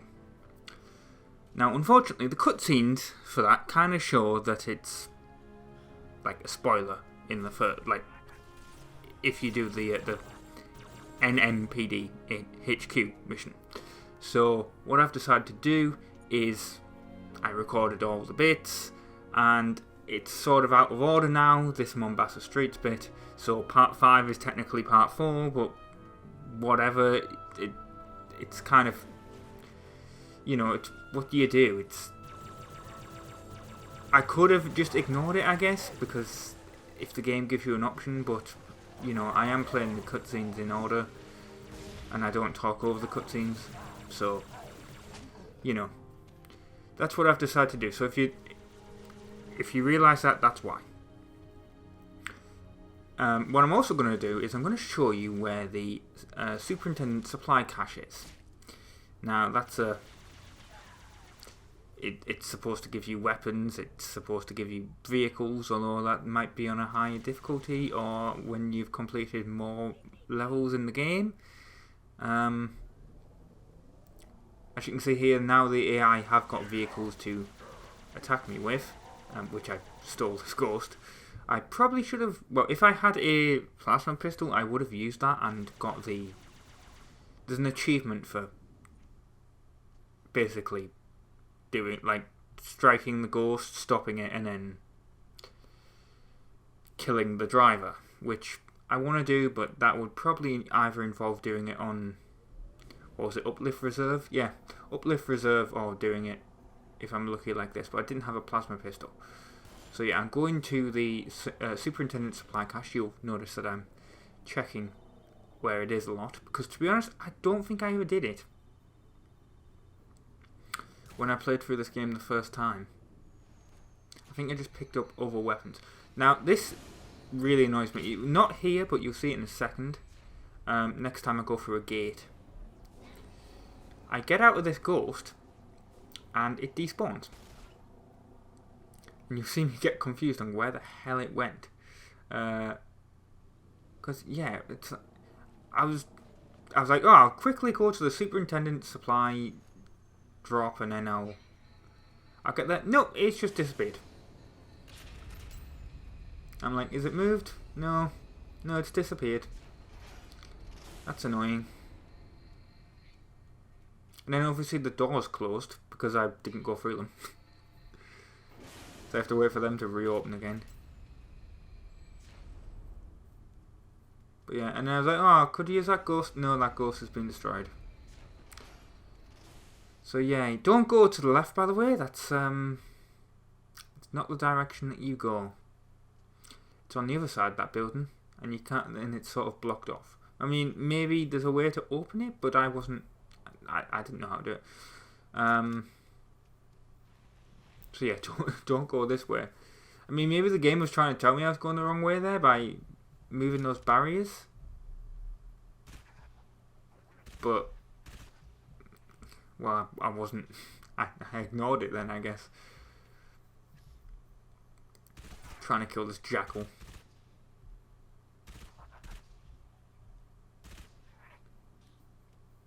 But yeah, there's this gate in the way, and you can't get through, and that door doesn't open either. So yeah, do not go that way. It's unless that gate opens the other direction. I'm not sure, but yeah, you got to go through that courtyard. You can't go through that door, and I think that's one of the audio logs over there. Like I said, I'm gonna try and do that as the last part. Probably it's all going to be cut around, I think. I don't think I'll be showing myself walking around finding them. Although I've actually discovered 2 in, well, part 5/part 4 of this level, completely by accident. It's just something that happened in while I was playing. So I've got 3 audio logs at the moment, because I think the first one it gives you automatically. Now those are engineers, you don't want to kill them, and well, you'll understand later on why in the story if you've never played ODST before. Just got to get through one of these doors to get into the... Not that one, that one, the one with the green light. And I'm sure we've been in here before, but obviously the game does not tell you that there is a supply cache around here at that point. But yeah, I'm pretty sure we've been through this building before. And that's it, directly in front of us, this gate. Oh, this sort of thing here. You notice it opens up as you get near it, and a bunch of weapons in here. So we'll get our ammo for the SMG.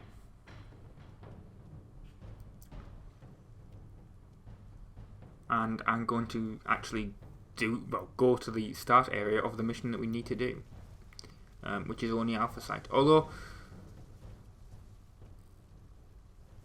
now I'm looking at this, I'm like, is this where the thing exploded before? Like, literally, is this where we've already been? Like, were we just here?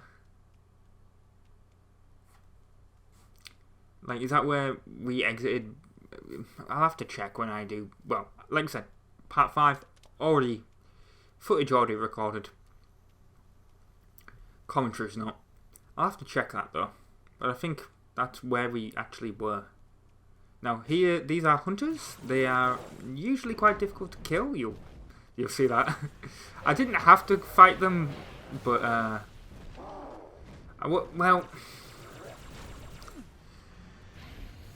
what happened is I went through that barrier. I cut it out because I died, but I went through that barrier, and there was like 4 or 5 brutes, and they just killed me. And I thought, hang on, I know there's some hunters around there. I wonder if I have to kill them first, because it wasn't giving me a checkpoint. It didn't give me a checkpoint. It put me back where the superintendent supply drop is. I don't know if you noticed where the it said checkpoint in the bottom right. The magic of editing. So yeah, I was like, do I need to kill these hunters to force a checkpoint?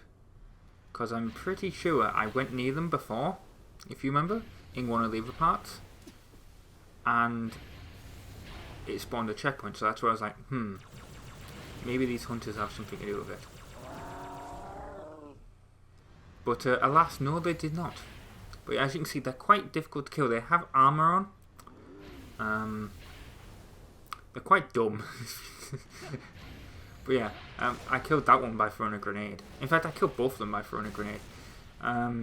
It's a lot easier when you're in actual Halo, you know, when you're not an ODST, I guess, to kill them, because obviously you have less health in this game. and your health does not regenerate. Because I just normally run up behind them and just kill them, but didn't work this time. But no, it didn't force a checkpoint. I was hoping it was going to.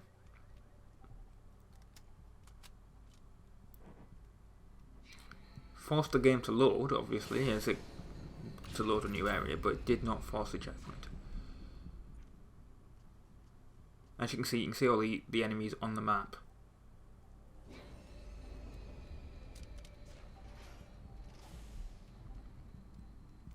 So yeah, there's a load of brutes over here. There's a bunch of jackals. There might be some grunts. I can't remember now. Even though I literally just recorded this yesterday. But yeah, it was a lot simpler this time. Killing them. I don't know why. The first time I went in, they just instantly killed me. And I was even being sneaky. I sneaked around the thing, and that jackal spotted me. I wonder if it like took me out by sniping me, and took out like half my health, or something. But yeah, that's basically what happened. They killed me, and then I respawned back at the supply drop. As you can see, yeah, this is the end bit of that mission, where we had to defend from the Phantom. When we arrived in the Scorpion. So yeah, that's why I was like, well, I'm gonna do that part of that next mission next, but I didn't actually go there. So that's why it's out of order. But it's back in order now, thanks to the magic of editing. Now, that door does not open, and that confused me. So I went inside the building, which you don't need to go inside the building. It's pretty useless.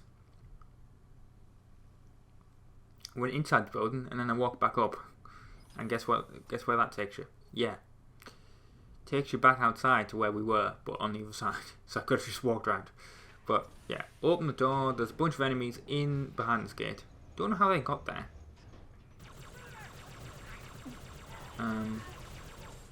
There's another brute there, as you can see. Kill him, that's quite easy. Make those grunts scared. And then open the door. Now, what we're looking for is a remote detonator. It's right on the floor, it's basically in front of you. So yeah, I have been Rob, I've been from the Games. Thank you very much for watching. And ta-ra.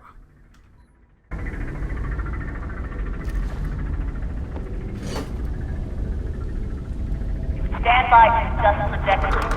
On my mark. We're way off course. We're heading exactly where I need to go.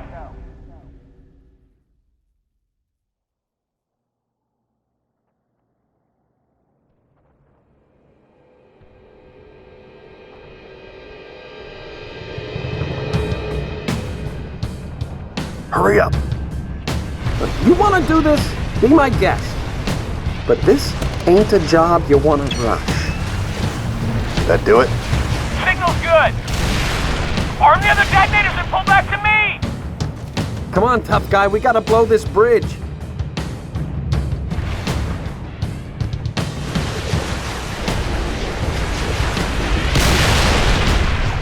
Dutch, arm the other charger. What about those raids? Forget about them, we got explosives to set. Hello everyone, my name is Rob, I'm from the Gamers. This is part 10 of Halo 3 ODST. The level is only Alpha Site. What you have to do is you have to activate these 3 charges on the bridge that will cause the bridge to explode. They don't automatically explode, which is quite nice. But yeah, that's what you have to do. I thought I missed that one, but I hadn't. And I was going to kill that Banshee, but then I decided against it. Bit of a mistake, as you'll see later. But then there's a guard tower to the left there, which you have to go up and activate the charges because they hadn't, didn't work. They don't automatically go off. Now, this doesn't really affect the levels themselves. It affects Mombasa streets, but in case you didn't know, this level and the next level can be played out of order, because the game gives you, on Mombasa streets, it gives you the beacons, both beacons at the same time. And I went to the wrong one. I don't think that happened. I didn't know that was actually a thing. I think I went to this one correctly the first time. The next level is NMPD HQ. Now I went there first. This is what I mean by that's a mistake. I sort of missed this Banshee twice. Quite embarrassing. Yeah. I went to NMPD HQ first by mistake. And what the problem with there is the cutscene at the start is out of order, because what happens at the end of this mission leads into that. And so I didn't want to ruin it for the story, if you're watching this for the story. So I went back and, well, I played the correct mission. Now there's a hunter there, but kind of good that I had a bit of training on the last on Mombasa streets. If you watch that, I killed both hunters, not with a Spartan laser, but just with a what's it called? Not the plasma cannon. I forgot what it's called now. The Halo, the one that the Brute has there. It doesn't even tell you what it's called. That's what's slightly annoying. Just expect you to know.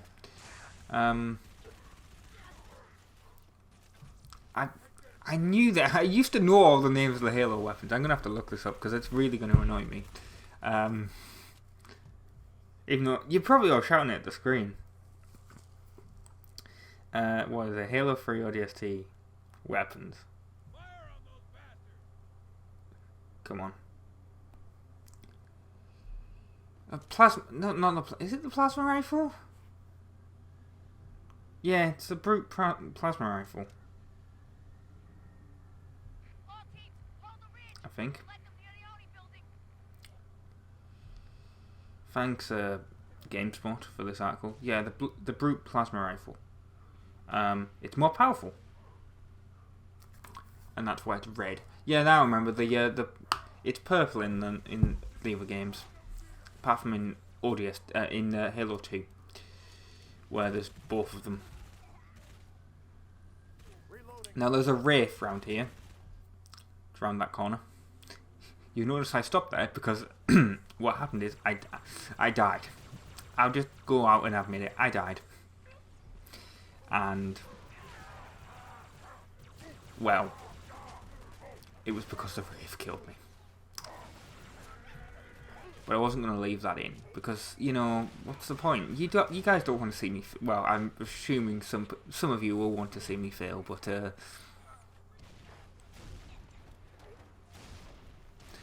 It's you know, I don't want to be recording longer than what I need to, and be a bit boring if it was like, oh yeah, this is how I died. Like, there you go, there's that Wraith. It was killing me. This was a bit of a tough one, actually. The amount of enemies.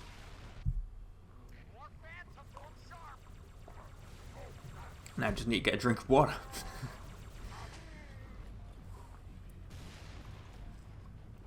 Because talking, God, that,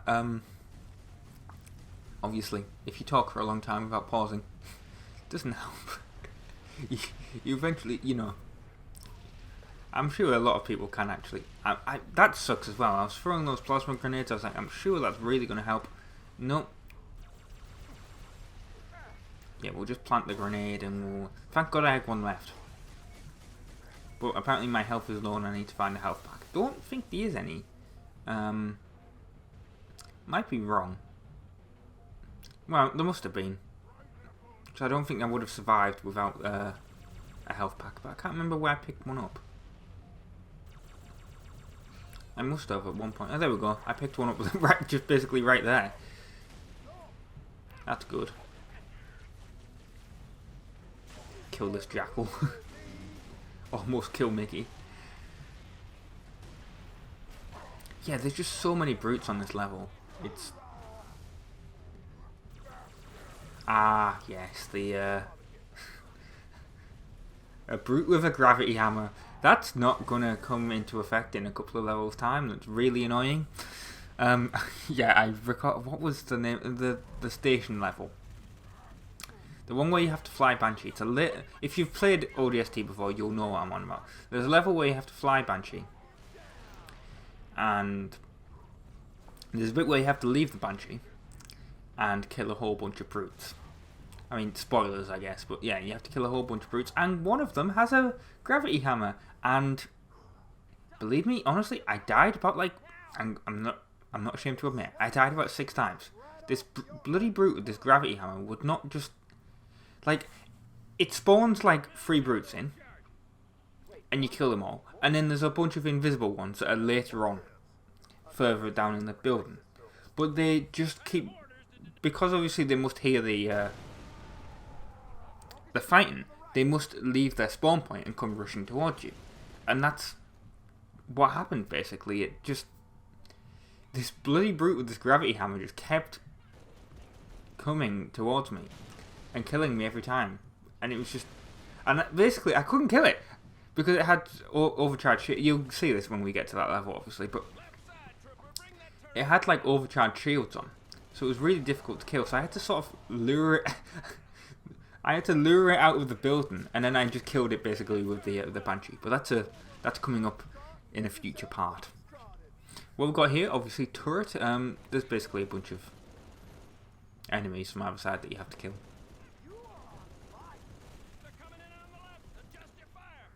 I'll tell you what, this is a lot easier in co-op. That's the first time I played it.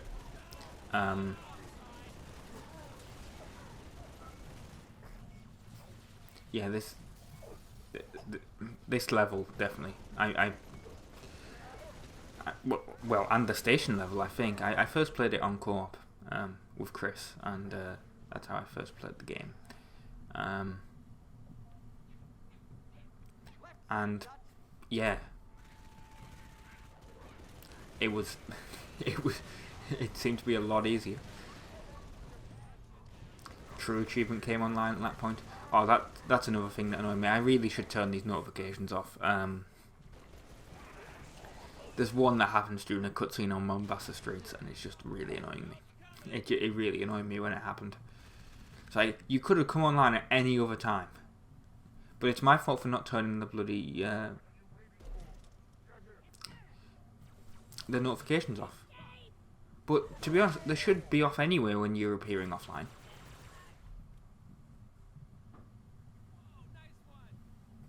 It's really stupid. Anyway, so now there's going to be the Covenant are going to attack us from behind. We got this other machine gun turret that's very useful. Although I think that might be our first one, wasn't it? The one that we already brought in. Can't remember now. Wasn't really paying attention to the footage, but I think it was. I think that was our first. That's stupid when they bloody put bubble shields. I mean, look, I essentially wasted all that machine gun turret on that one brute. That's... Sometimes, man, these enemies are so hard to kill. And this is on normal as well. It's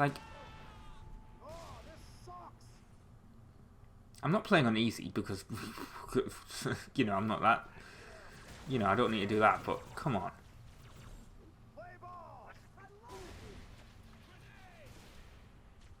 I do like how those two just stayed there and didn't even bother attacking me. And now I'm attacking them with their own weapon. Well, technically the brute plasma rifle was their own weapon as well, but yeah. Now I'm attacking them with the gravity hammer, so... Bet they're a bit, If that was me, I'd be like, you're not supposed to be doing that, that's mine. Right, yeah, he's definitely dead. I don't know how he survived the direct hit anyway.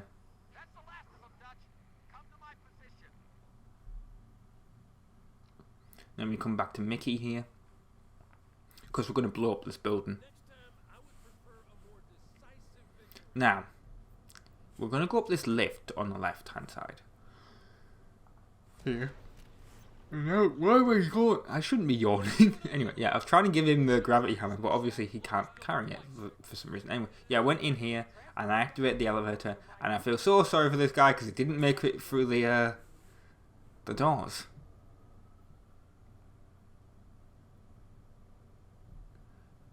And technically I could have jumped off here, couldn't I? But I think I would have screwed myself over. I don't know if the lift would have come back down, or the elevator. Now, I also screwed myself over here because I have the gravity hammer. But I don't, well, now I'm out of ammo, basically. So I have nothing to kill these drones with, so I basically have to rely on them. Unless there's some that come close, but I don't think there is. Actually, no, yeah, they drop one, so now I can get this plasma pistol. Yeah, there we go. And, I mean, I only killed one of them, but still. But I can take the allies, assault rifle. Can't go through there, but yeah, we basically got to kill a load of Covenant here and then blow up the building. And I can see how close we are getting to the end of the video, because obviously there's a cutscene at the end, as it always is. But yeah, kill a whole bunch of brutes in here. Oh, out here, I should say. And a bunch of jackals as well. I don't think there was any grunts. I think this level is finished for the grunts it's given us. Which is a shame, because the grunts are the easiest of the enemies to kill. Unless they have a fuel rod cannon. There we go. He fell off the edge, basically. Well, I killed him, but yeah, he fell off the edge. So yeah, I've been Rob, I've been from the Insane Gamers. Thank you very much for watching. This has been part 10 of Halo 3 ODST, the level Oni Alpha Site. Stay tuned for the next level of Mombasa Street, which is out of order, but yeah. Thank you very much for watching, and ta-ra. Enjoy this cutscene.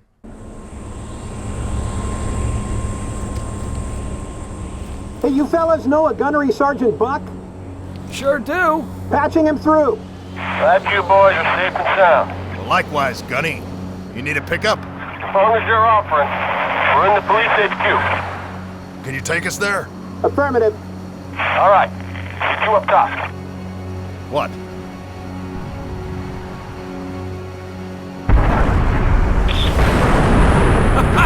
This day ain't turning out so bad after all.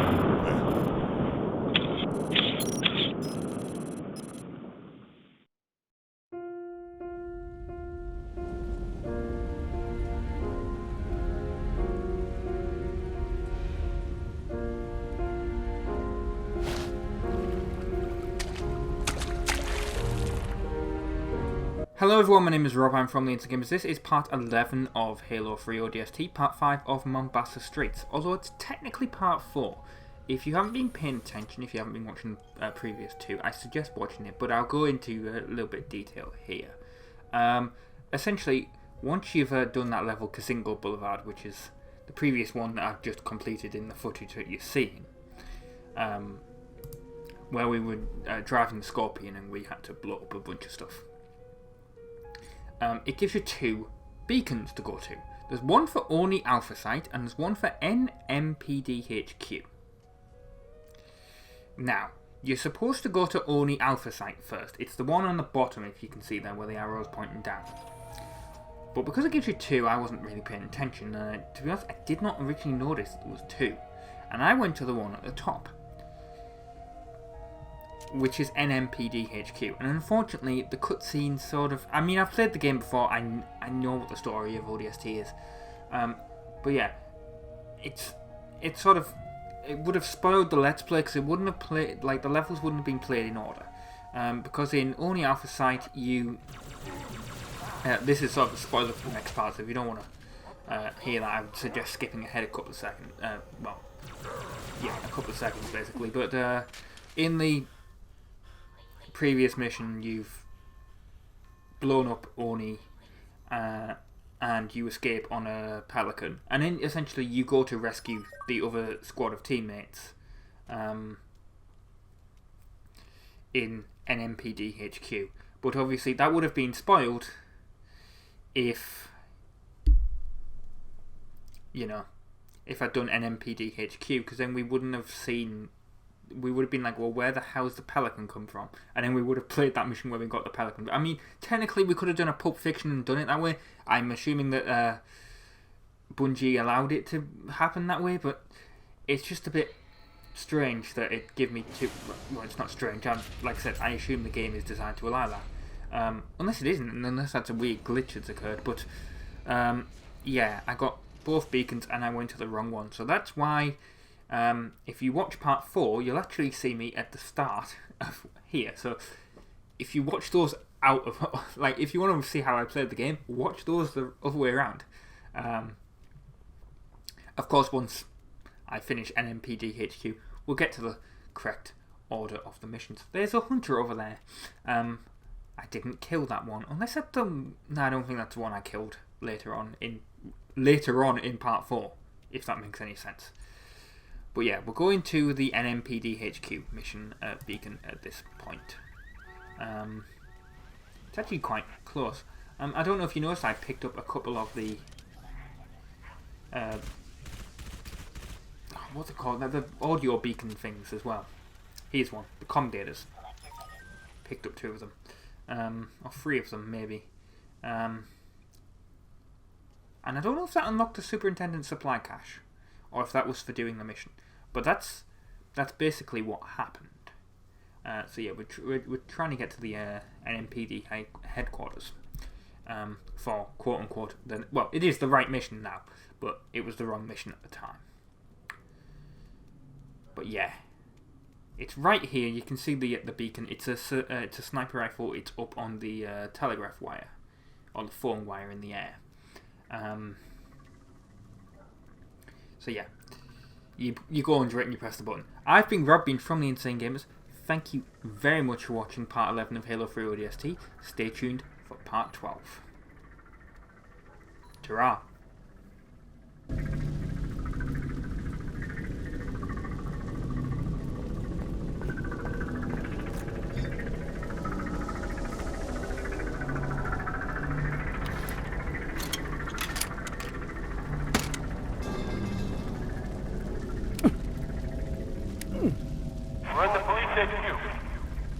Can you take us there?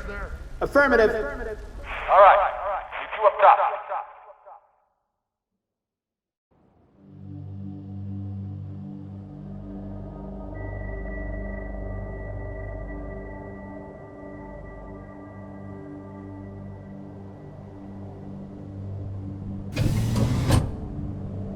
Clear? Yeah, we're good. Hey, rookie, you out there? Respond, that's an order. Give it up, Gunny. Even if he ain't dead, he's lost in that soup. Our comms can't cut through that. Oh, give up, huh? What if it were you down there? Just saying. I ain't dead. You're a piece of work, Romeo. Welcome aboard, ladies. First stop anywhere but here. Banshees, on your 6! Hit the deck! We're losing her! Watch out! Ah! Mickey, Dutch! Status! Alive or dead, we're pulling them out. You hear me? Make some noise. I got your back. Hello everyone, my name is Rob, I'm from the Insane Gamers. This is part 12 of Halo 3 ODST on the Xbox 360, backwards compatibility through the Xbox One. Yeah, this is level NMPD HQ. We have to find Mickey and Dutch's Pelican. And that's why even though it was recorded out of order, that is why I am doing the Let's Play in order, like the commentary for this. Because, well, you know... that's a pretty big important thing plot-wise, because obviously it'd be like, well, where the hell did they get that I mean, I'm pretty sure people would have understood it anyway, but it's like, where the hell did they get that Pelican from? You know, wasn't in the last part of it, you know, the last episode we saw with them.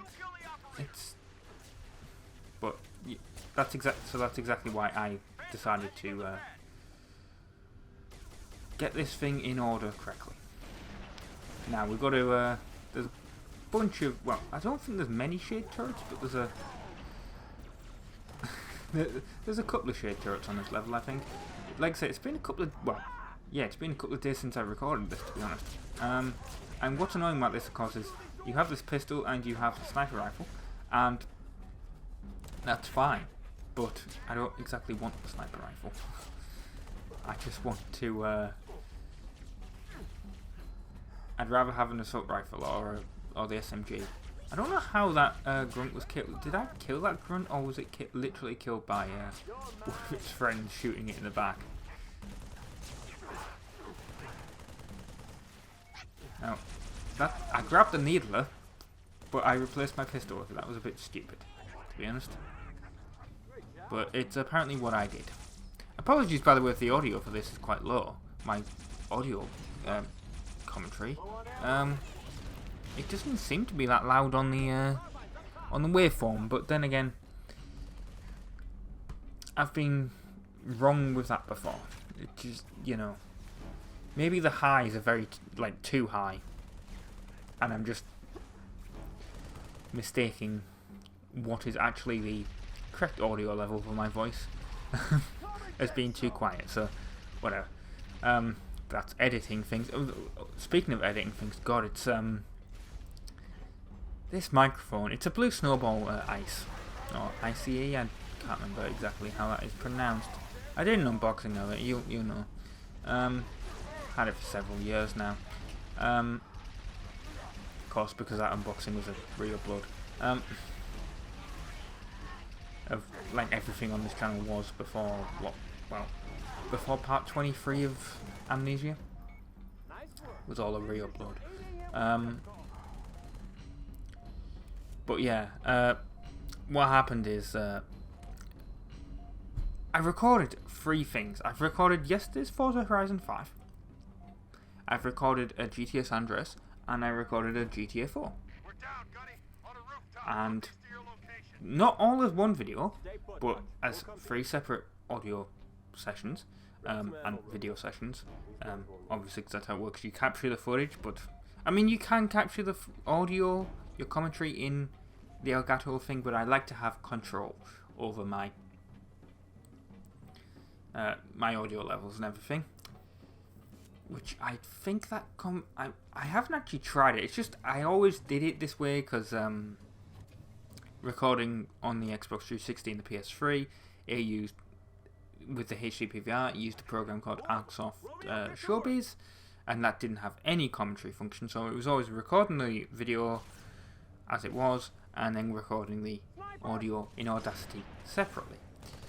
And yeah, it recorded all 3 videos completely fine, and I've had an issue before where I can record one and then my computer's like, oh, I didn't know there's a microphone there, and then just disconnects it. And well, you can basically tell what I'm about to say. Yeah, I recorded all 3 of those, and then I went to do the commentary for this, and it was like, oh, there's no microphone here, so I had to restart the computer. Which I don't mind. I mean, it doesn't take long. And granted, the computer takes about a minute to post, which is bizarre. It's an SSD and everything. But I think it's just scanning all the devices that are plugged into it. Because obviously, and I wonder if like the HD PVR is confusing it, because obviously it's not turned on, but it's still plugged in. Because it can't be. When I eventually get that all sorted, it's either when I get that all sorted, it's either going to be completely removed from the back of this system, from where it's all set up, or it's just going to be a replacement PVR getting slotted into that slot. And although that's going to be awkward, because I just realised I will have run out of plugs. So yeah, I think I was about to say, well, to record PS3 stuff, it's awkward. I think I've gone into this before. Yeah, I went into it in a previous Halo video, to be honest. Recording PS3 is complicated, because it's got the copy protection on the HDMI, which apparently cannot be disabled even with soft mods. I've said in the previous, by modifying the console, I said in the previous video you can essentially soft mod the PS3 and disable it that way. Apparently I was wrong. At least it's not been figured out yet, and I suspect it never will be, because what's the point now? Did they think this was a simulation? Well, actually, I say that. To be honest, in the future, if they do figure it out, it'd be really brilliant, because obviously you'd be able to disable Keep pressing. We gotta get to that crash site. the copy protection and actually record footage through HDMI instead of component. But yeah, it's. I think it's possible on a certain number of systems, like the really early ones. It might be possible, but for most PS3s, I mean, most PS3s at the moment is what, slims and super slims. Yeah, at the moment, it's not possible. Well, anyway, yeah, so I would need to replace the HD PVR with something that would either strip the copy protection from the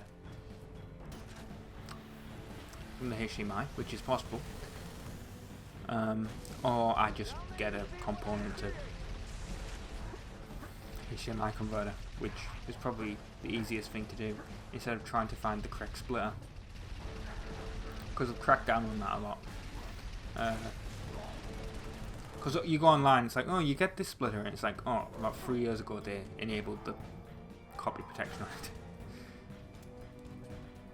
But anyway, yeah. So I went to record the commentary for this, and my computer was just like, oh, there's no microphone here, which is really stupid, because obviously there was a microphone. You were literally just recording from it. And then I restarted the computer, and I went to do the commentary, and then Vegas decided it wanted to crash, which is always fun. So I got about like a minute into the recording, and it decided it wanted to crash. And yeah, and then obviously it was like, oh, there's no microphone here anymore after it crashed. So that was fun. I like how they're just there and not even. I don't even know what happened there with the picture being all. I mean, I know it's part of the game, but it was just. I don't think I got hit, did I? Unless it was something to do with like the slip space and rupture. That's the bridge? God, I didn't want that. I wanted the plasma rifle. Not the plasma rifle, the fuel rock gun. Although maybe that had something to do with it, actually. Come on, Romeo, follow me. But yeah, we've got to go over here, and then this starts shaking. Because, you know, tension. Banshees! Let's get the hell off this thing! I'm not going. Well, you do have to shoot down the Banshees, but yeah, a bit difficult to actually aim and hit them.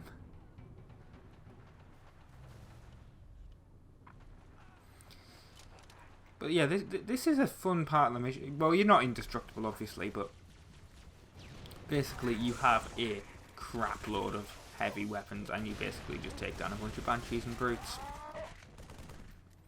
Now, I like how the Halo wiki says, why the hell was the Pelican carrying this? Because, well, to be fair, it's true. Why would... Because, you know, literally nowhere else in the Halo series has the Pelican been carrying such a heavy payload of weapons. To my knowledge, anyway. So, yeah, how the hell did these ODSTs get all this? And in this crowded area, in this city, essentially. Oh, no, that's. I don't know why. I yawned. Well, because apparently I'm tired in some way. That's the reason why most people yawn. But I don't feel tired.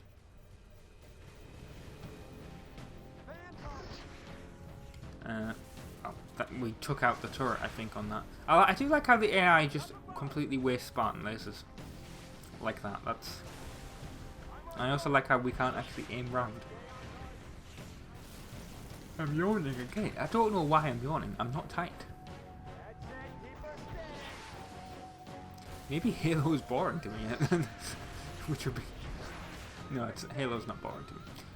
I'm really looking forward to Infinite. I still have not played. Well, I've played the multiplayer, but I have not played any of the campaign yet. I'm waiting to finish ODST, and I'm having to avoid. I mean, I've managed to avoid spoilers so far. But yeah, I absolutely can't. I've heard good things. That's about it. I've heard people saying, "Oh my god, you know, Infinite, the campaign, it's really fun." But it's a bit open world, from what what they're saying. So that'll be an interesting wave. I mean, I know Mombasa Streets is open world technically, but it's not really the same way from what I understand. I understand a lot of Infinite is that you have to basically you have to collect things and then come back. So it's a bit more like GTA in the fact that you got missions to do, but you've also got like side quests and stuff. So that'll be. I mean, there's technically side quests in this game in ODST with Mombasa Street where you can collect the the Sadie story thing, which I said I was going to do after I finish the campaign here. But yeah, that'll be an interesting thing, because obviously the way I've always done Halo is I do each level, and for a lot of them, to be honest, I split up each level into parts because, well, they do take a long time to do levels in Halo. You'll notice there's bits of this where I try to literally steal a Banshee, which I don't. Well, I was gonna say I don't think it's possible to drive a Banshee in this game, but then again, the next mission is literally doing that. So obviously it is possible. I just don't think it's possible to like hijack them.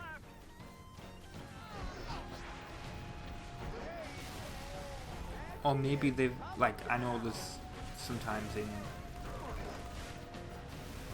in some of the Halo games they like lock certain vehicles at certain points, so you can't drive them.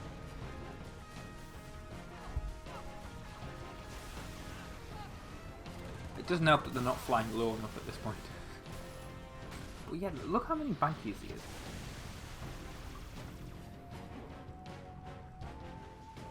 There's a crap ton of them.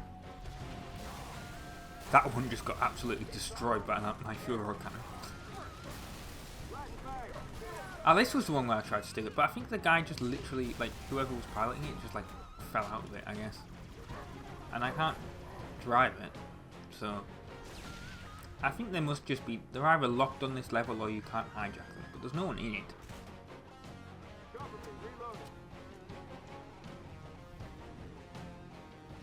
But yeah, this bit does take a bit, it is a bit too long. Yeah, see, I can't steal, you can't hijack them, so they're either locked or they're, you know, they're just not hijackable.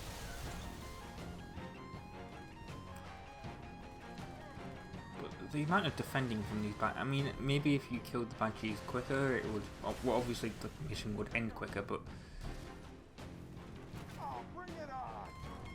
even then, the amount of them. That one wasn't me, I don't think. I don't think I killed that one with that Spartan laser. That one definitely wasn't. Then, yeah, there's a bunch of brutes now that we have to kill. Where we go down on the bottom partner. I like how that Marine is just killing them with the turret, but still not really. Yeah, kill that brute. They're really dumb though, because they went here and then just couldn't move. Like, I just bashed him to death with the Spartan laser. Which I suppose is a really heavy weapon. Anyway, I can see it's getting to the end of the mission. So enjoy this cutscene that's coming up, because in my opinion, it's a really good cutscene. I have been Rob. I've been from the Insane Gamers. This is This has been part 12 of Halo 3 ODST, the level NMPD HQ. And we've basically been defending this area for the past 5 minutes or so. Yeah. Thank you very much for watching. And ta-ra.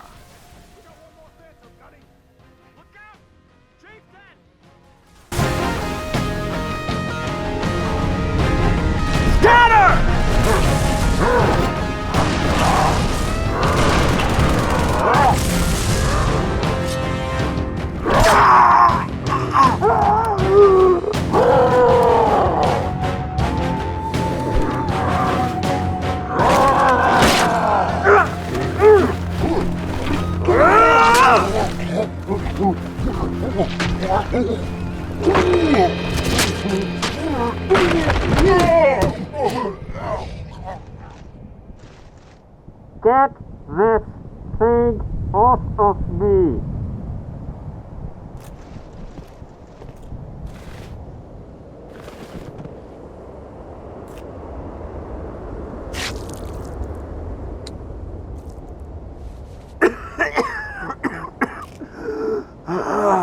How bad? Not good. We're gonna get you out of here. Not by air, we're not. That's all right. I know another way.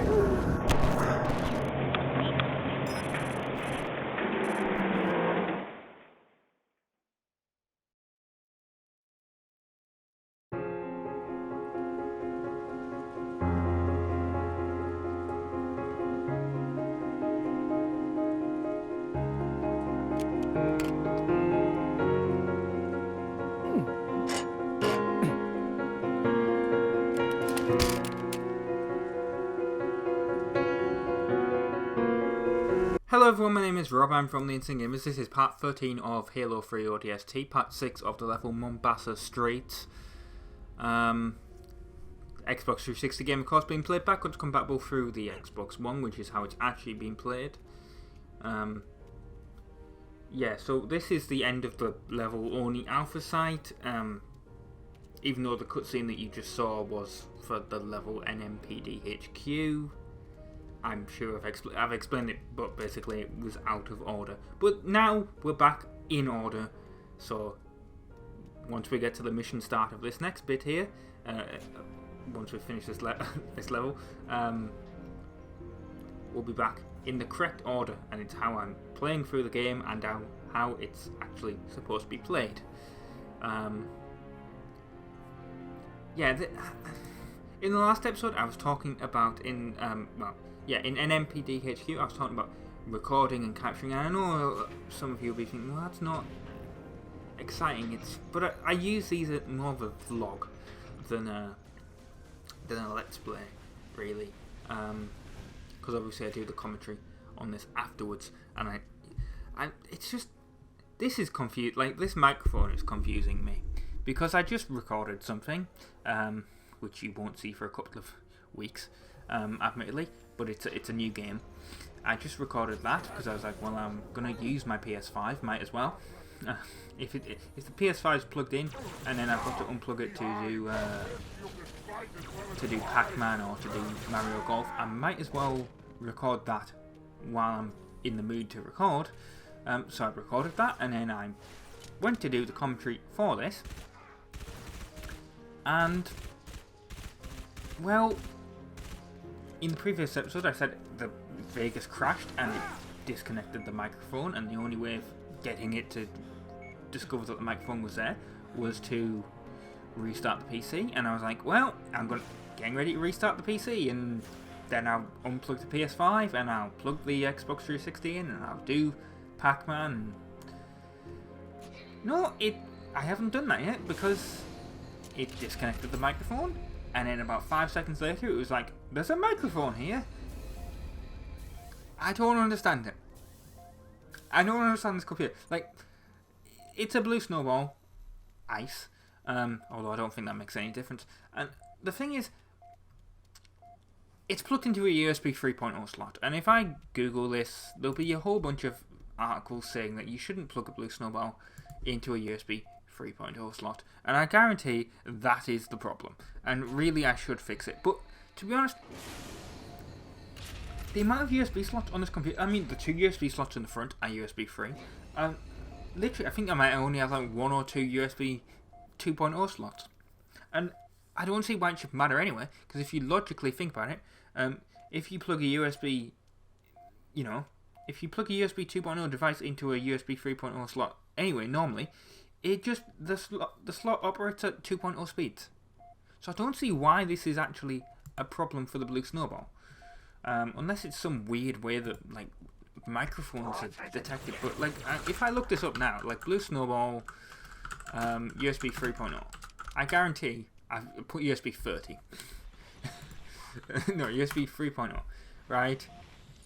There's a whole bunch of, there's a Reddit thread here. How can a blue snow, granted it's on the Mac forum, it's on a Mac subreddit, but how can a blue snowball work for USB 2 but not USB 3? It doesn't like USB 3.0 apparently.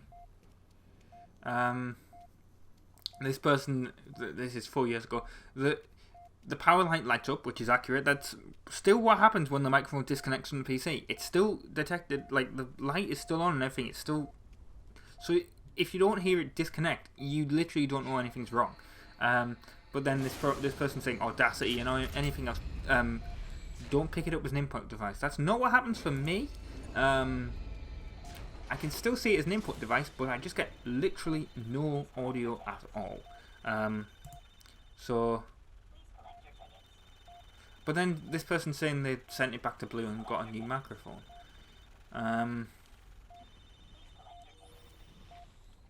So that's an interesting.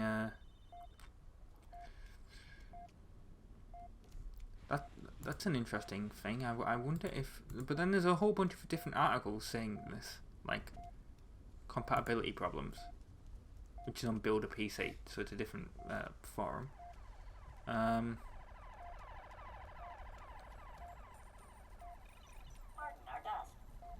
Yeah, this is essentially my problem, because it's saying it's like the microphone shows up in Device Manager and can be selected as an input device, but it absolutely records no sound whatsoever.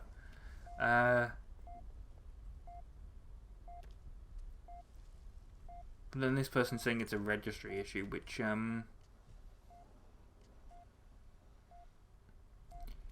that's interesting. I don't see why. Well, presumably it must be a registry issue, but I don't get how, really, But then again, I like how this became reading a Reddit thread. No, let's actually talk about Halo for a bit. But yeah, like I said, I just basically use this little vlog. But we've killed a bunch of Covenant there. We're basically we're not indestructible, but I haven't died, which is good. But yeah, I'm going to record the Pac-Man straight after this. Well, after I turn the computer off, obviously, because I need to unplug the PS5 from the power supply, from the extension cord. And I've done that before, where I haven't turned anything off, and well, it's a surge protector, so it's not exactly great. I noticed how there's those are the voice things that you have to pick up. Like I said, that'll be the end part of this. Although soon, well, part 7, well, part 8 is technically going to be the last part of Mombasa Streets, because obviously it's once the thing is over. But part 7 is really the last story bit of Mombasa Streets. Although that technically means that this level is the longest part series in any Halo game I've done. But yeah, I can't even remember what we have to. Oh, we have to look for there's a canister on the floor that we have to look for. It's right around it's near a train station, because that's the name of the next level. The level's not called It's a Train Station. It's a train station that we're going to on Underground Line, I should say. There's some jackals that we're gonna. Well, I was trying to sneak up on them, but I sneaked up on that one. Didn't exactly work, but I did kill both of them. We've got to search this sector for the beacon. There's a grunt up there. There's a whole bunch of Covenant. The station is on the left hand side there. Now if that jackal hadn't saw me, I think that would have been a better like sneaking up. Sadly it didn't work. I like how this jackal keeps running away.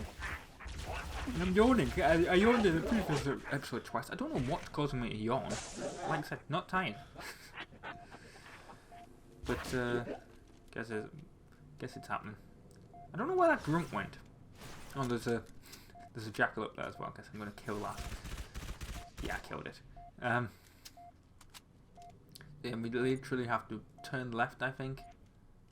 Yeah, it's left and then right, and you'll see the canister on the ground because obviously it's bright yellow with this this visor mode anyway on. Anyway, I've been Rob. I've been from the Insane Games. Thank you very much for watching. I hope you've enjoyed me googling for problems with my blue snowball in this episode of Halo 3 ODST. But yeah, thank you very much for watching. Enjoy this cutscene and ta-ra.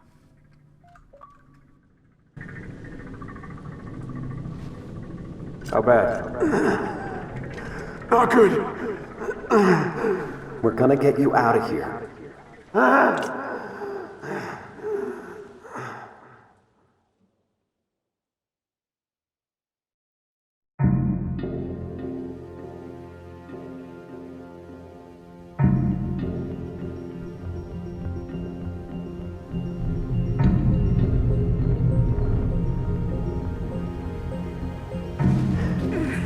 We're almost there.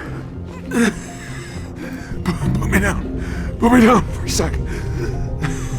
Dutch, medkit.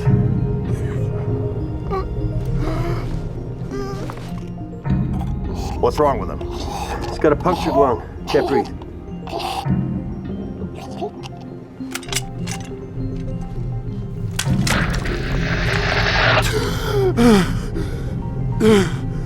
Better? Now what? Trains ran underground up to the old city. We're gonna find one of the tunnels. Walk on out of here. You're gonna carry me all the way, sweetheart? Was planning on it, but now that you're feeling better. Get the door!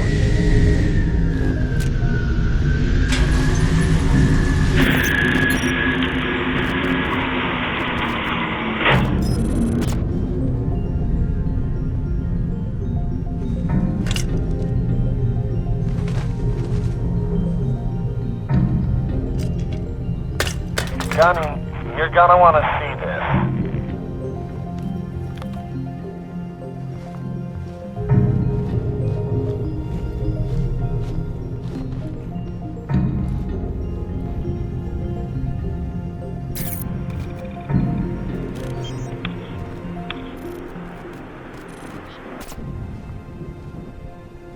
This means we're screwed, right?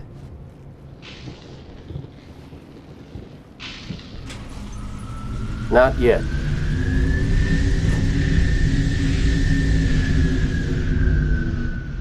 Wait here. We're gonna steal that ride. It's landing. Now's our chance. Mickey, you're with me. Hello everyone, my name is Rob, I'm from the Insane Gamers, and this is part 14 of Halo 3 ODST. The level is Kikowani Station. I hope I'm pronouncing that correctly. The reason being, of course, is ODST is set in New Mombasa, which is in Africa. Well, obviously, the real place of Mombasa is in Africa. And, well, you know, I'm having to do some of these translations through Google Translate. We've already had that issue with the one of the previous levels, which was Kazingo Boulevard. Yeah. So that was a thing. Now, in case you didn't know, I had already died. In case you couldn't tell by the fact that the game sort of paused. It was all these bloody grunts here with well, there's a bunch of grunts and brutes here, and the grunts have fuel rod cannons, which is slightly annoying because obviously they are one-shot kills, pretty much, especially to an ODST. So you have to be very careful. Now, if you've never played ODST before, this is, well, or if you have, you may remember this as the level with the Banshee. And, well, there's a bit later in this level where you won't see the deaths, but, God, I did it about 6 or 7 times. It was, the worst. There's a bit later on in the level where you have to get out the Banshee, and oh my god, it's seriously the worst, like, thing ever. But first of all, there we go. Mickey is stealing the what's it, the Phantom. That's what it's called, and we are in a Banshee, as stated.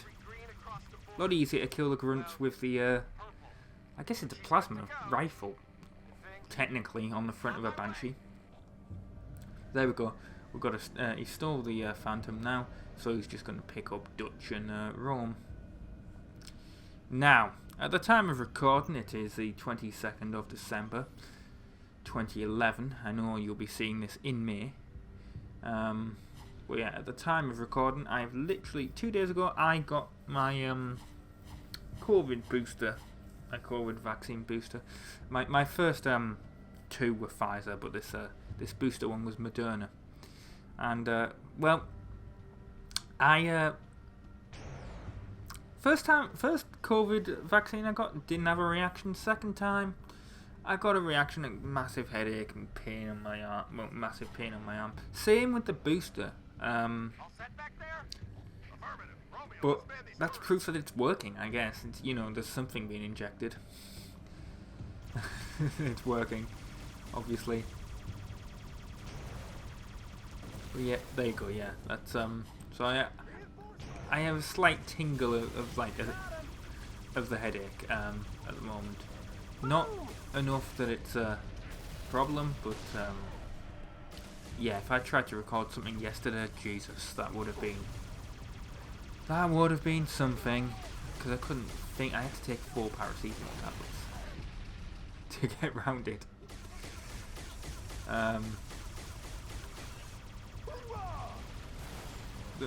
Well, I say 4. Well, yeah, I don't know if they're extra strength. They're dissolvable ones. I'm the kind of weird person where I can't take normal tablets. Can't seem to swallow them. Don't take that out of context. But yeah, I can't seem to swallow tablets, so I have to have like dissolvable ones, which that's arguably worse, because then you have to have water with sort of, well, paracetamol is basically, a lot of it is just salt. It's got a lot of salt in it, it's got a lot of sodium in it.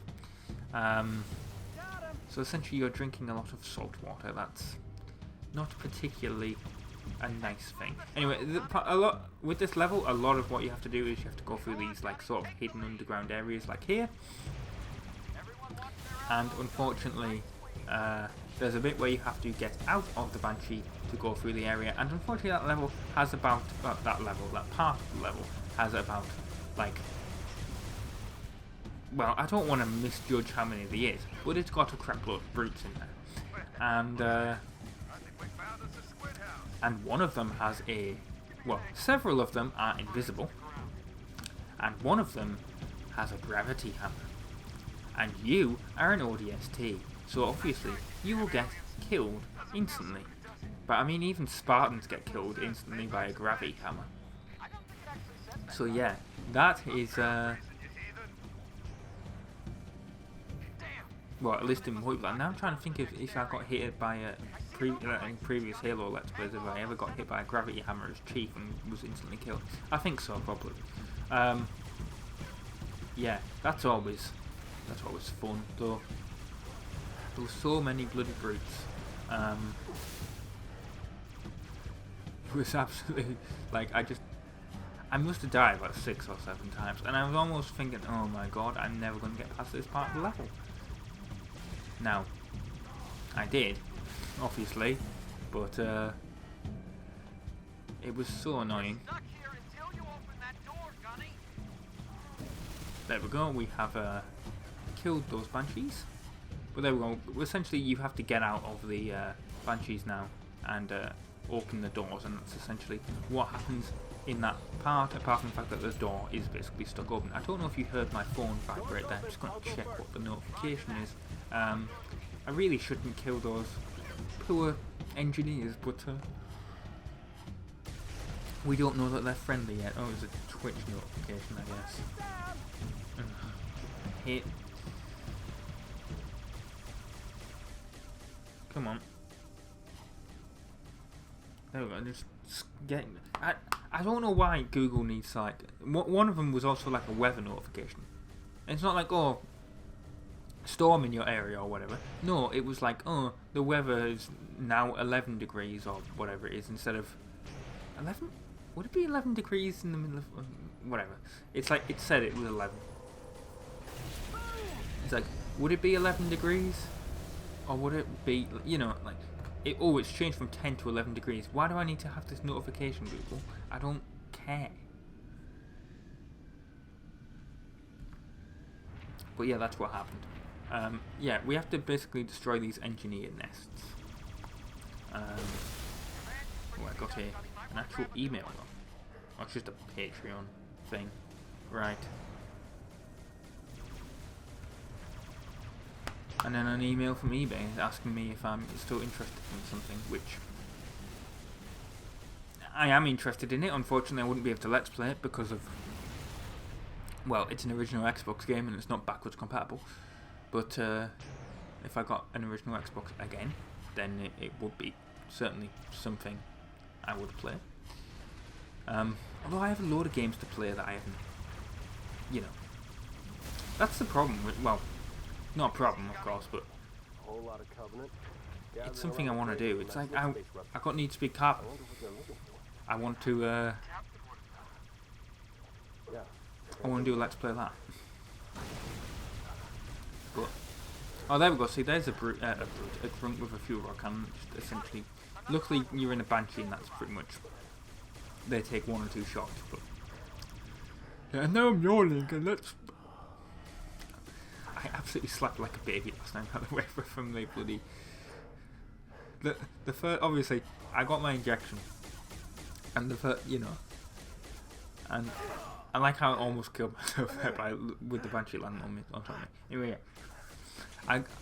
The first night, obviously, got the injection, and I got it at like 1 in the afternoon, and it normally takes about like 12. When I got my second injection before, it normally takes about like 12 hours for like the effects to come into play. Yeah, this is the area with the bloody stupid brutes. Yeah, I got my injection, and it normally takes about 12 hours for the effects to come into play, and so obviously, about 1 o'clock in the morning, I sort of, I'm asleep, but then I wake up at like 2 or whatever, and I have a massive headache and pain in my arm, and I'm like, okay. And I was also hungry for some reason. Well, not for some reason, obviously, but you know, I was hungry. So I went downstairs, got some food, got some, you know, took a paracetamol tablet. Went back to bed, got to sleep after about an hour, and then woke up at like 7, so like 3 to, you know. So my smartwatch was like, "Oh, you only slept for 5 hours," and then did all that, and obviously next day took like 3 more tablets over the course of the day, essentially getting rid of the headache. But I definitely would not have been able to record anything because I you know, brain fog essentially. When you have a massive headache like that, you can't think. So, I mean, I could have, but it wouldn't have been good content. It would have just been me going, I mean, I know that happens a lot anyway, but yeah, but it would have been a lot more than normal. Anyway, yeah, and then I took a tablet. One of the tablets was just before I went to bed. He's the brute with the gravity hammer. Here I am. I'm trying to like essentially get him out of the building to kill him, because he's basically indestructible to kill. I like how I missed the door, so almost screwed myself over a bit. Right. But yeah, I took the tablet before I went to bed, and then slept for 9 hours and 39 minutes apparently. So yeah, absolutely slept like a baby. There we go. Right, I'm out of ammo. Look how completely useless my teammates are, not even bloody aiming for him. I've realised I've gone past the Banshee. I was like, I'm going to have to get to that Banshee to kill him. I hope he doesn't destroy my Banshee with his gravity hammer. But no, I managed to get in it soon enough, and there we go, he's dead. But yeah, that was such a pain to actually do that. And I actually took his gravity hammer, even though it's not actually going to be useful, I don't think. But today I've recorded 2 episodes of Mario Golf, so that's, well, part 7, which you will have already come out, but part 8, which was, I was reading online, well, XC Golf, it's really difficult, which is one of the modes that's in it. I don't know if it's like that's later in the game or what, but so far it seems to be alright. Because I saw a lot of people complaining like, oh, it took me like 5 hours to do XC Golf. Like, you know, it's such a huge difficulty leap, and I was doing it, and I was like, well, I've done it in like 10 minutes. So it's either people that just are, well, for lack of a better word, not very good, which I don't want to offend people like that, but, you know, or that's later in the game, like that's the next bit that I've got to do, and it's going to be a pain. Yeah, I'm viewing again. I do apologise. I wonder if it's something like, I don't, because I haven't gone to all day, and then I seem to do it while I'm playing the game, while I'm doing the recording. It doesn't seem to happen while I'm actually playing the game, it's just while I'm talking during the commentary. Troopers, I got bad news. For Halo, for some reason. We got a scarab right by our There we go. Right, there's a scarab here, as you can see. That's fun. I think this is the only time a scarab appears in this game. But what I'm going to do is I'm going to take another Banshee. This is the 3rd Banshee, I think, I've took so far. Thanks God for the game spawning so many now. But I guess that's for, it spawned so many for like multi, because obviously you can play Halo games co-op, apart from Infinite, but that's supposed to happen at some point soon. I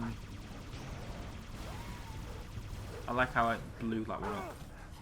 There's also supposed to be some dancing Marty Easter egg on this level, but you need to be on like legendary, so you know, that's not happened yet. Don't think we'll be having a legendary Let's Play. I mean, the amount of times I've died, and this is only on normal. So yeah, over the course of different Halo games, I imagine if you tried to count that up, it would be that'd be insane. Now I don't know why I tried to shoot the gun area of the Scarab. I guess it's because it's been so long since I forgot how to kill a Scarab. Like, since I played over, like, since I played a Halo campaign, like, I actually forgot how you kill them, which is you take the legs out and then you go in the back and you kill it that way. Now, why does my phone just decide that it wants to give me notifications like that? Oh, it's because it's a BBC breaking news notification. That's why it needs to give me a notification. Not that it was anything that would actually affect me, but whatever. It's like, oh, there's new COVID restrictions in Wales. Well, I'm nowhere near Wales, so that won't affect me at all, and I don't need to travel to Wales. So, yeah, not really a problem for me at the moment, but apparently that was a breaking news notification. There we go, we have to destroy the Scarab by essentially, well, blowing it up like that, and then getting out of there before it explodes and kills us. And, well, Boom. It's gone. Let's take out this Banshee and then presumably the engineer nests, which it feels such a shame to do that, considering we literally after this level we're about to find out how nice they actually are. But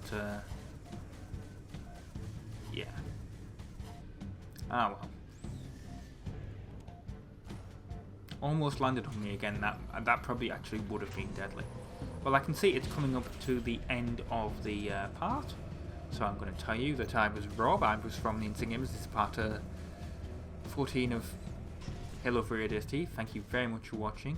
We're going to take the 4th Banshee, even though it was probably completely worthless but to do so. But yeah, this is going to cause a huge explosion, which is going to essentially result in the cutscene that ends the game. So thank you very much. That ends the level. Thank you very much for watching, and ta-ra!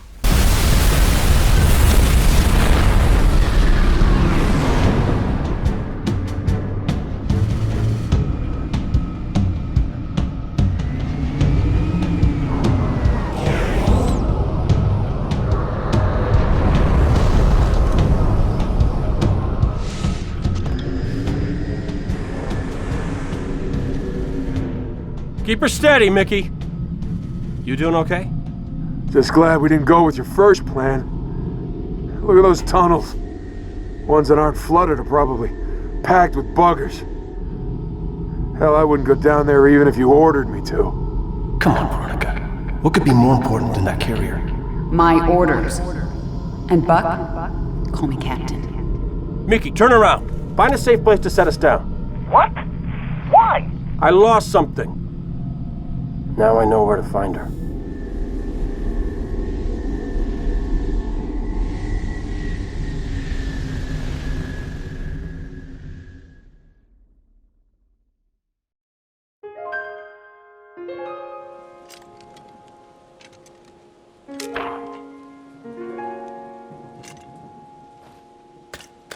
Can anyone hear me? This is Captain Veronica Dare. My beacon is active. Need immediate assistance. Someone, please respond.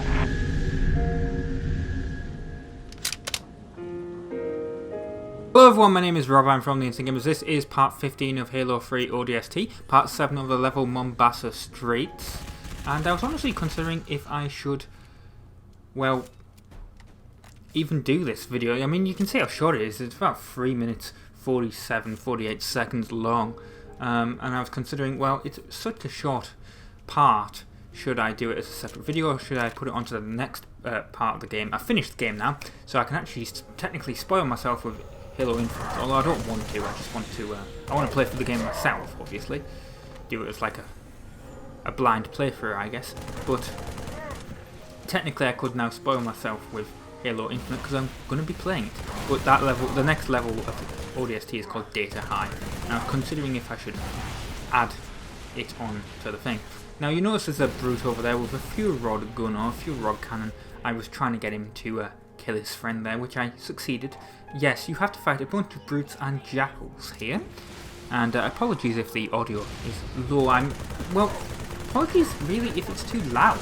I'm trying something different. I'm sure I used to, when I used to do the videos originally, I used to boost the audio a lot. And then ever since I came back, I've only really had the audio boosted a small amount, but it's really, I've had to really quiet the volume of the game, and I was just unsure really if I should boost, like how much I should boost the audio. So if it's too loud, let me know. If it's too quiet, well, it's boost at maximum, so I guess, well, I can't really boost it any further. But yeah, there's a bunch of brutes here and, well, a couple of jackals and some grunts that you have to kill. That one's got a fuel rod cannon and he's a pain to kill, as you can see there, a couple of hits. That jackal's running away. You notice there was a couple of health packs over there. Very helpful because, as you can see, I'm using both of them because of that bloody brute with the fuel rod gun. But also, this is a pain to record because once again my microphone has decided to be a bit of a knob and disconnect itself. But I managed to sort of get it connected without restarting the computer, which was interesting. by disabling it and re-enabling it in Device Manager, but that doesn't always work. Anyway, yes, this is a very short level. Where we have to go is that little underground train station that is directly in front of us, there, basically, and then that's it, that's the end of the level. So yeah, I've been Rob, been from the Instant Games. Thank you very much for watching part 15 of Mombasa Streets, Halo 3 ODST, and ta-ra, enjoy this cutscene.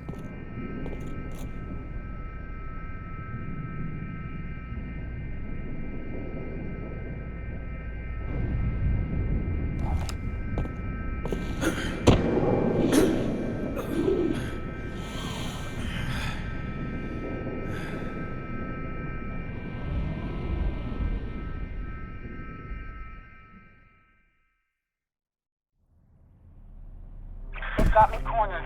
I'm low on ammo. If you can hear me, I'm on sub-level 9. New station.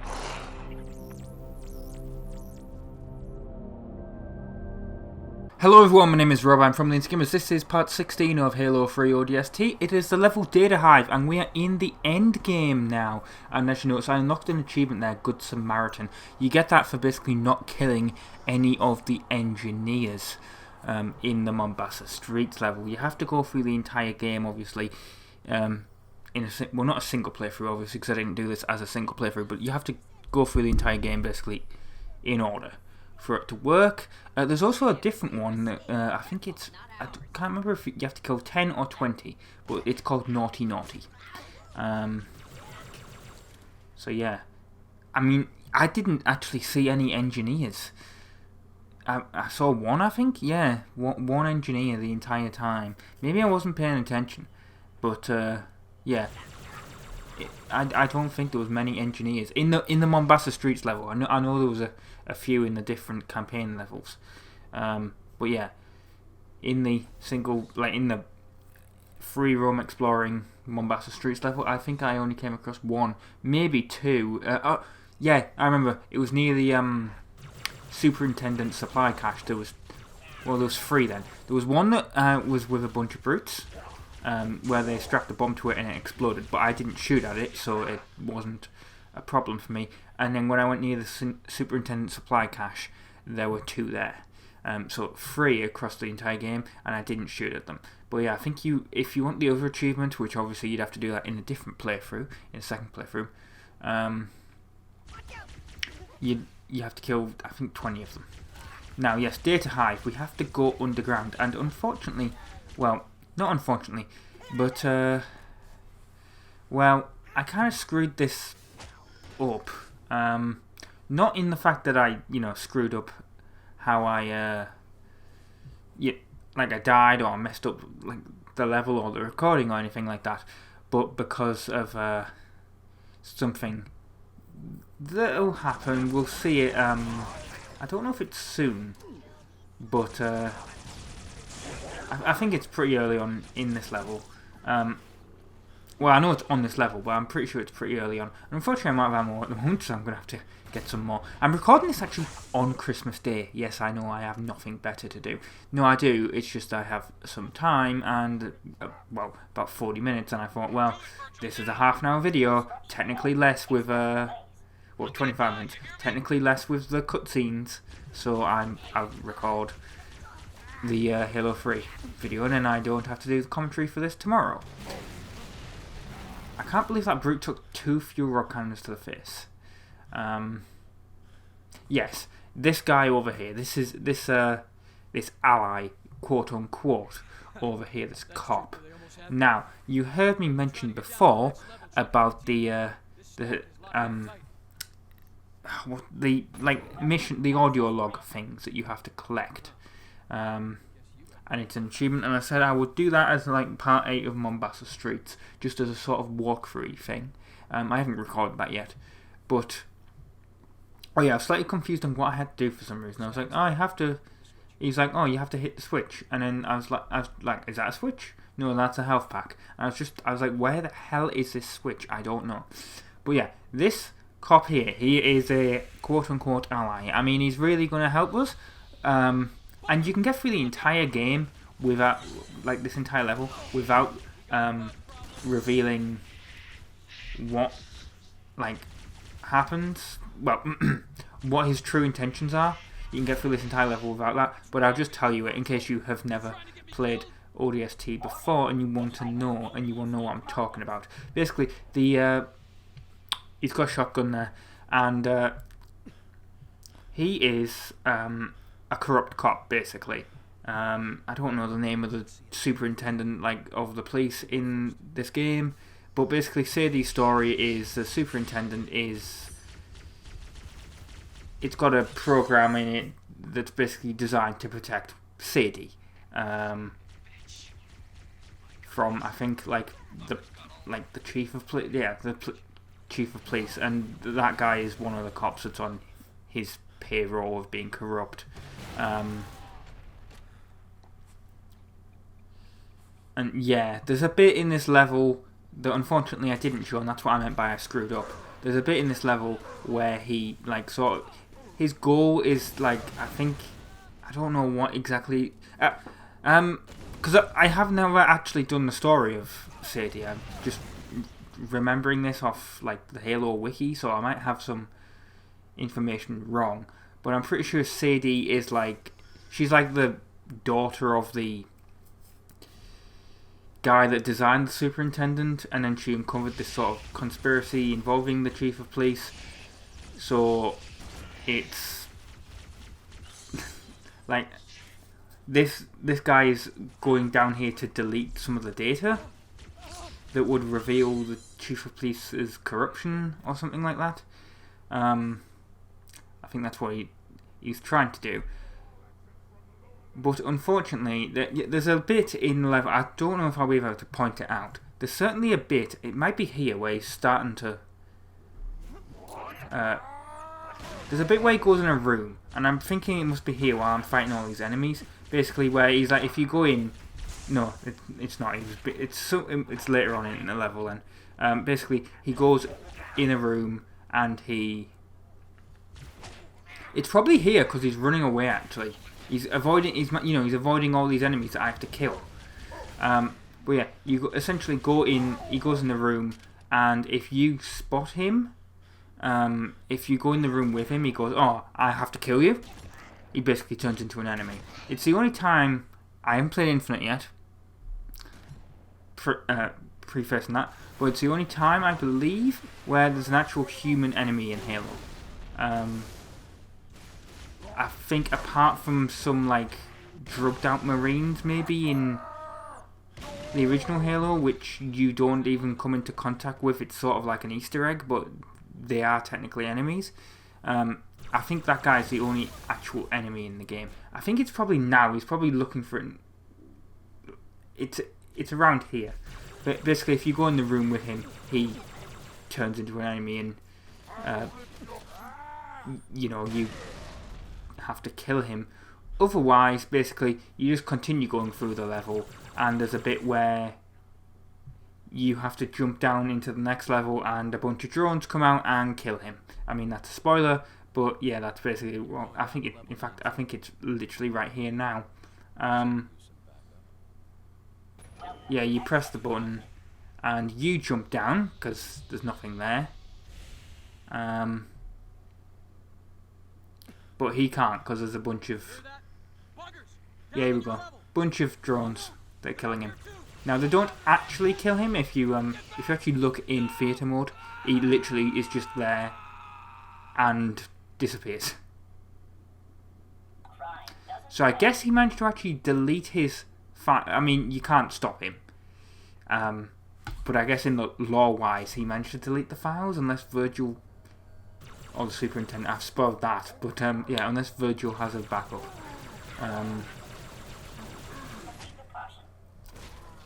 But yeah, now we don't have any help, which is annoying because there's loads of brutes here.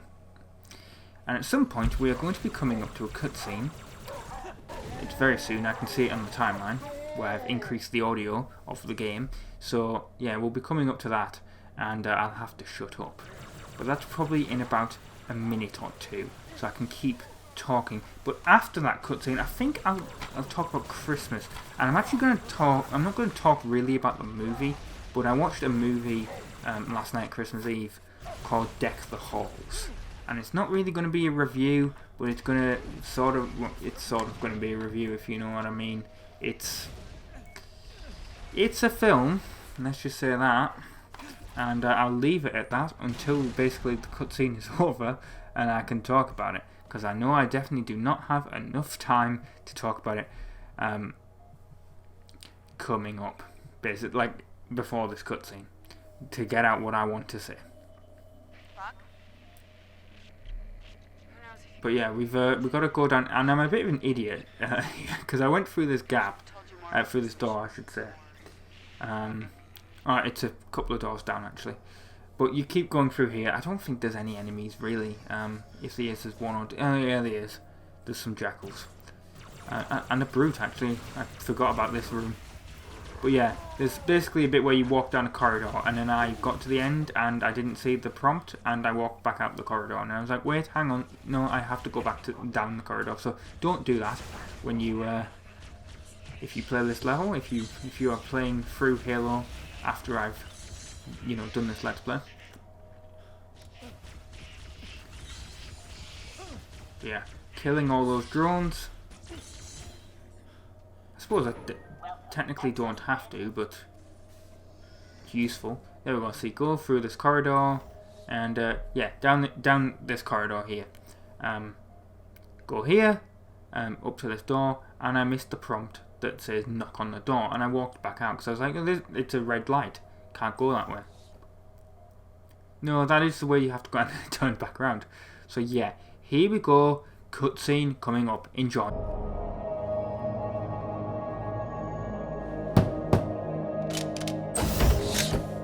It's you. I thought... Never mind. What was your name again? Inside, now!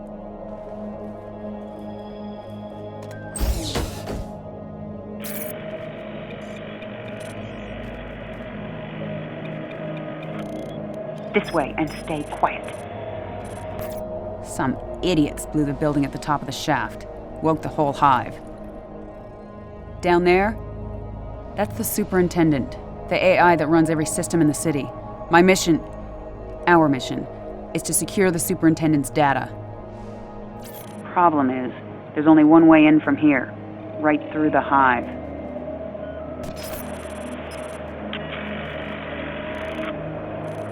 It would have been suicide to go alone, and I was hoping for more backup. But I guess you're it. You've been solo since we dropped. Fighting on the surface? Unless you spent all night hiding in your pod, you must know your stuff. Show me. Right, so yes, Deck the Halls. It is a Christmas movie, and if you are planning on watching it this Christmas, my answer to that would be essentially don't. It's pretty bad. Pretty bad movie. I mean, it stars Matthew Broderick and Danny DeVito, and you'd think it'd be pretty good. The entire plot is basically that Danny DeVito, Matthew Broderick's character runs basically the Christmas festival in this town. I don't know why I said town like that, but he runs a festival in the town, and Danny DeVito's character moves in, and he wants his house to be like, he discovers that essentially Google Earth exists, and he wants his house to be seen from space at night, because apparently, Google Earth has live footage. It doesn't, but let's just pretend that it does for the purposes of this movie, because that is the movie's plot. And essentially he becomes known as the Christmas guy because he starts getting all his house filled with lights to do that. And Matthew Broderick's character basically hates him because obviously he was known as the Christmas guy previously, and then they get into a bunch of fights over stuff like his Christmas tree being destroyed, and there was a bit with where Matthew Broderick's character fires... No, I'm not doing this justice on how bad this is, but seriously, there's this bit where Matthew Broderick's character fires fireworks at Danny DeVito's house to destroy the lights, and it's really not great. But also, Matthew Broderick's wife and Danny DeVito's wife and their kids are all friends. They become friendly with each other. So it's literally just the two men neighbours that hate each other. And then there is this really awkward scene where the wife... this is a spoiler, but believe me. Bear in mind, this is a PG-rated family comedy. First of all, when we're introduced... I mean, I'm no prude, believe me. But when it's really awkward for a PG-rated family comedy.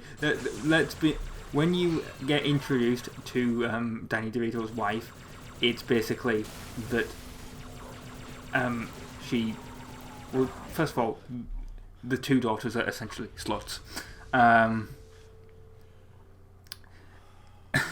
There's a scene with where Danny DeVito's wife is hanging up a painting that is her nude, although you don't actually see anything. There is a scene...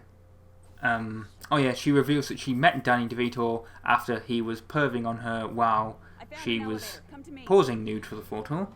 He was looking through the window, and apparently she liked him enough to date him, despite the fact that he's like 20 years older than her. There's also what's the other bit? Danny DeVito's wife and Matthew Broderick's wife essentially tells them at the festival. There's a bit where they're deciding to battle each other at the festival. They essentially tell each other to make themselves friends again, because they did start out friends a little bit at the start of the movie, when they met each other, and there's this, and essentially they do become friends briefly at the festival, until Matthew Broderick's character essentially starts shouting, "Who's your daddy?" at a slutty Santa that's dancing on a stage. It's a female Santa, obviously, only to discover that it's his daughter. PG-rated family comedy from 2006. Yeah, it's really not great.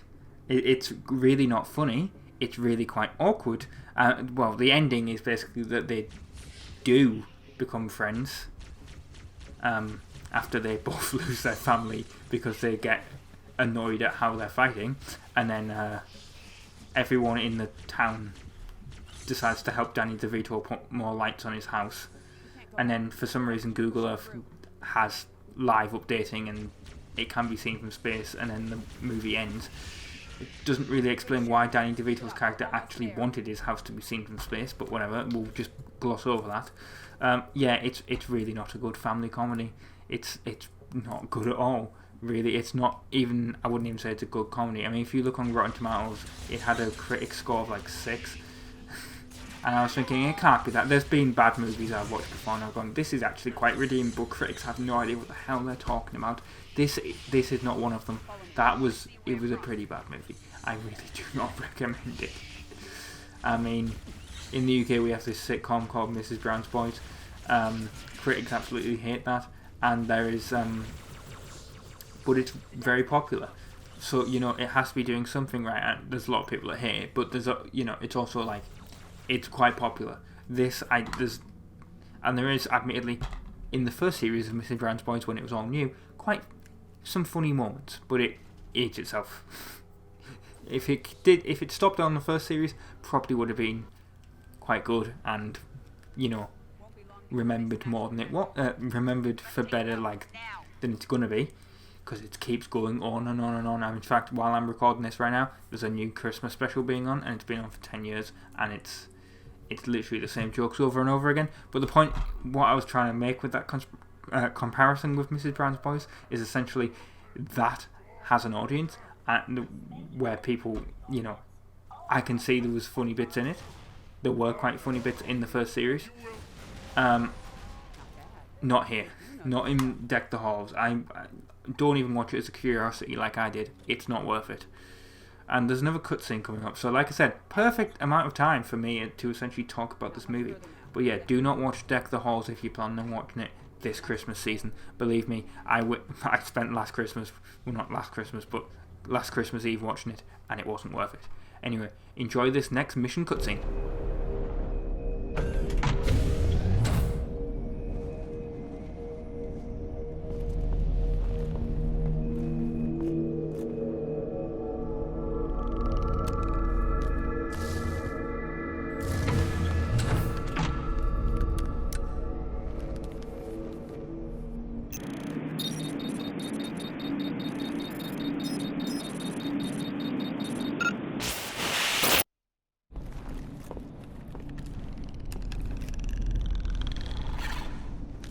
Don't shoot!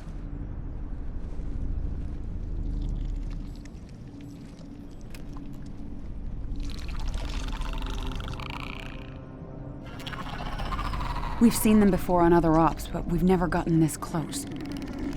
Best we can tell, they're prisoners or slaves. Either way, they don't like the Covenant any more than we do.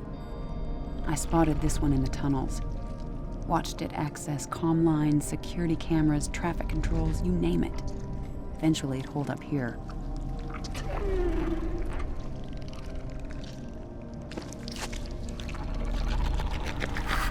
Oni calls them engineers. Believes they're some sort of biological supercomputers. If I'm right, this one has taken the superintendent's data and combined it with its own. Everything we want to know about the Covenant, what they're looking for into the city, is right in here.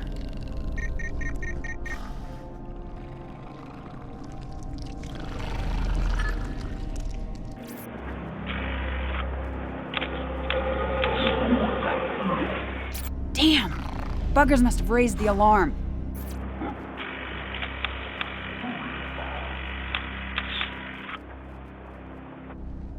Buck!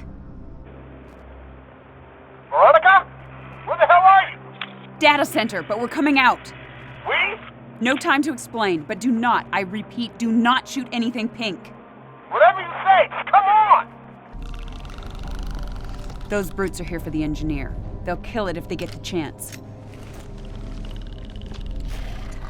You, stay behind me, okay?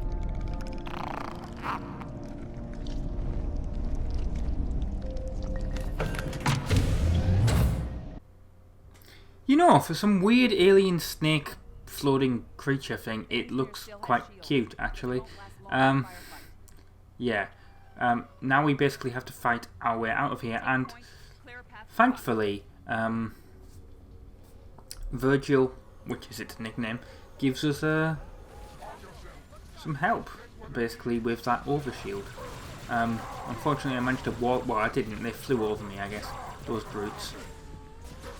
But yeah, there's an absolute crap ton of them. But yeah, he gets hurt a lot, unfortunately.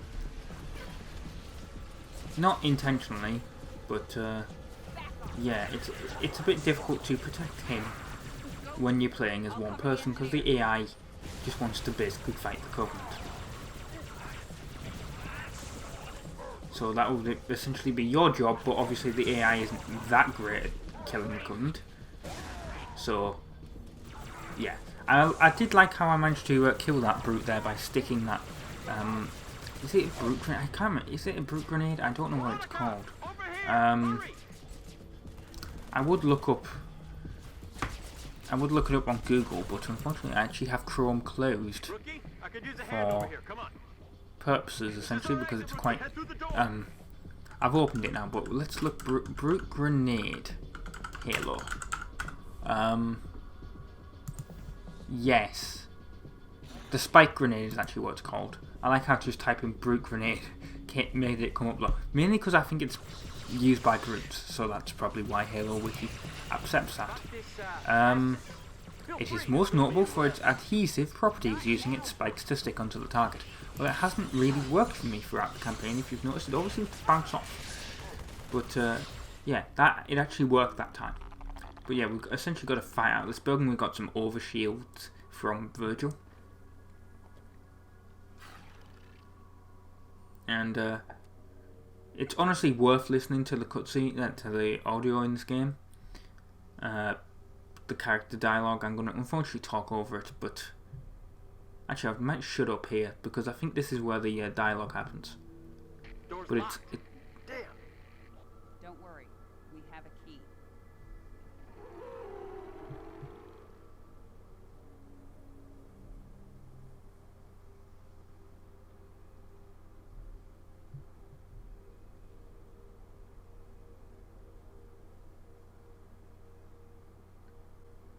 I actually don't know if they're talking. I've seen hundreds of these things today. Why is this one so important? This engineer knows what the Covenant's after. If I could safely capture more of them, I would. What they know could win the war. Oh. You haven't killed any of them, have you? No! Well, maybe one or two. Nice work. How was I supposed to know? Yeah, if you remember, we killed a shit ton of them. We made a whole bunch from blow up.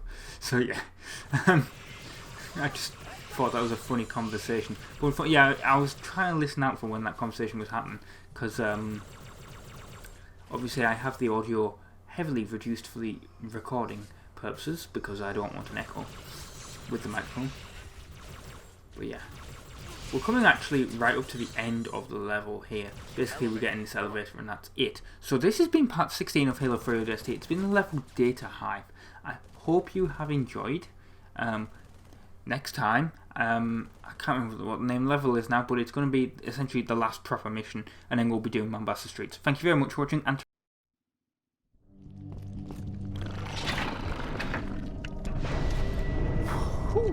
Lord, that thing stinks. Kind of reminds me of like... What was that for?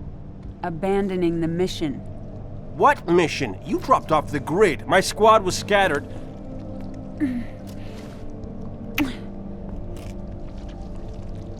And that? For coming back.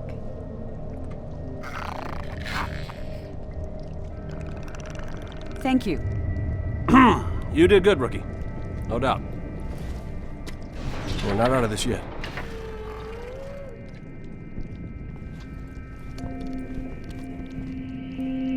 hello everyone, my name is Rob, I'm from the Insane Gamers, and this is part 17 of Halo 3 ODST. Yes, the title is correct, this is the finale. It's technically not, if you want to be pedantic, because there will be the part 8 of Mombasa Streets, which is the free roam level, where what we're going to be doing is getting all of the audio logs. But that's more like a walkthrough, well, not really a walk, like a, yeah, it's a walkthrough, like a bonus collectibles thing. It's not necessary to the game, so it's not technically part of the Let's Play. Yeah, so this is level Coastal Highway. It's the final level of the game. It's about 30 minutes long. The video is about 40 because of the credits at the end. Of course, with all the Halo games, there's always a bonus scene after the credits as well. It's a bit like the Marvel movies in that sense. And this level is called Coastal Highway because eventually, at some point, you're going to be driving some vehicles. A couple of different types of vehicles, in fact. But first, we've got to find our way out of the city. And as you can see there was a grunt with a... I forgot what a turret. Plasma turret there. I like how there's another one over there that's shooting at me. Somehow I missed that when I went up. Didn't even look behind me. But that's what happened. But yeah, we have to basically protect Virgil from being attacked. Because he's not... Well, he has shields. And if you get quite close to him, he will give you additional shields. Which comes in a bit handy later on in the level. Well, obviously you'll see that bit when we get there. But it's towards the end of the level. Basically you have... Well, it's a spoiler, but essentially you have a giant boss battle at the end of the... Not a boss battle, but like a giant, huge battle with waves of brutes coming towards you at the end of the level. And obviously that's quite difficult when you're an ODST, because to be honest, when you're an ODST, you can get hit, I think, pretty much 2 kills from a brute and you are dead. Maybe even 1 sometimes. So you have to be very careful. As you can see there, that was the shield coming into effect. Now, I was slightly confused on where the hell we had to go, but you have to basically go towards where Dare is. And then finally, Buck will actually tell you where to go. There we go. I was also, what helps is pressing the button that tells you where to go.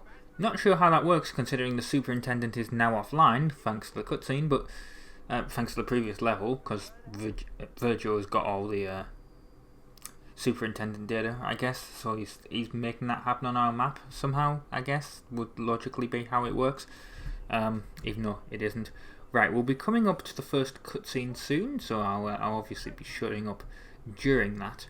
But after I'll be talking about Halo Infinite. I'll be talking about other games, possibly coming on the channel, because there's, like I said, I use Halo basically as a small little vlog series essentially, and I can tell you some upcoming games on the channel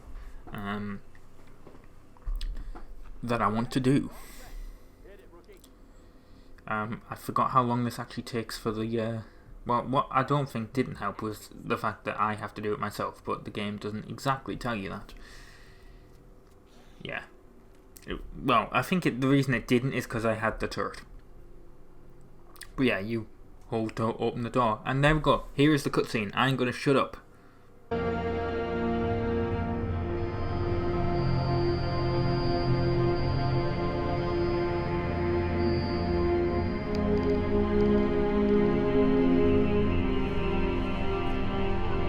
When did this happen? They started showing up right before I went underground. And you waited until now to tell me that. Oh, I'm sorry. I was a little busy making sure Perfume over here didn't take around and blow us all up. Eddie Buck, always thinking with his gun. You haven't changed one bit. Me? What about you? Oh, so full of big Oni secrets, couldn't even give a guy a yes or no answer. That's not fair. Oh, you got that right. I never thought I'd see you again. Yeah? Well, here I am. We need to move, now. Were you too busy to plan our exit? I stole a Phantom, yes, thank you. I hid it in the shipyards down the highway. But I only have room for 2, so that thing's gonna have to sit on your lap. The engineer, where did it go?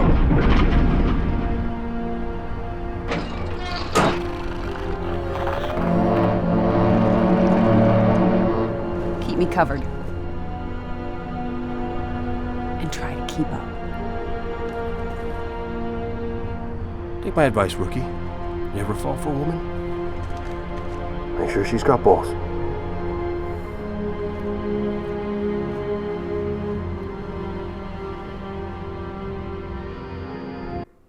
Right, yes. So, upcoming games on the channel. Well, obviously, it's going to be Halo Infinite. And also, another thing is that Mario Golf Super Rush, I think it's going to take a very short hiatus. When I say short, I don't know when it'll be coming back, but it's going to take some sort of hiatus, because unfortunately we're up to XC Golf, which is, if you've ever played Mario Golf Super Rush, it's not the greatest type of golf in the game, and it's, to be honest, it's pretty annoying. It's pretty difficult. I was also very lucky here that did not kill me, although Buck fell off.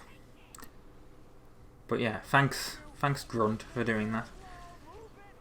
Especially when if you think about it, you don't really have that much training with driving a Warthog. I mean, there was that level earlier, the Uplift Reserve, which is quite funny because we're actually driving to there. That's where we're going to be at the end. But really, apart from that, not really. I mean, there was the Scorpion level, but those were, you know, a few levels ago.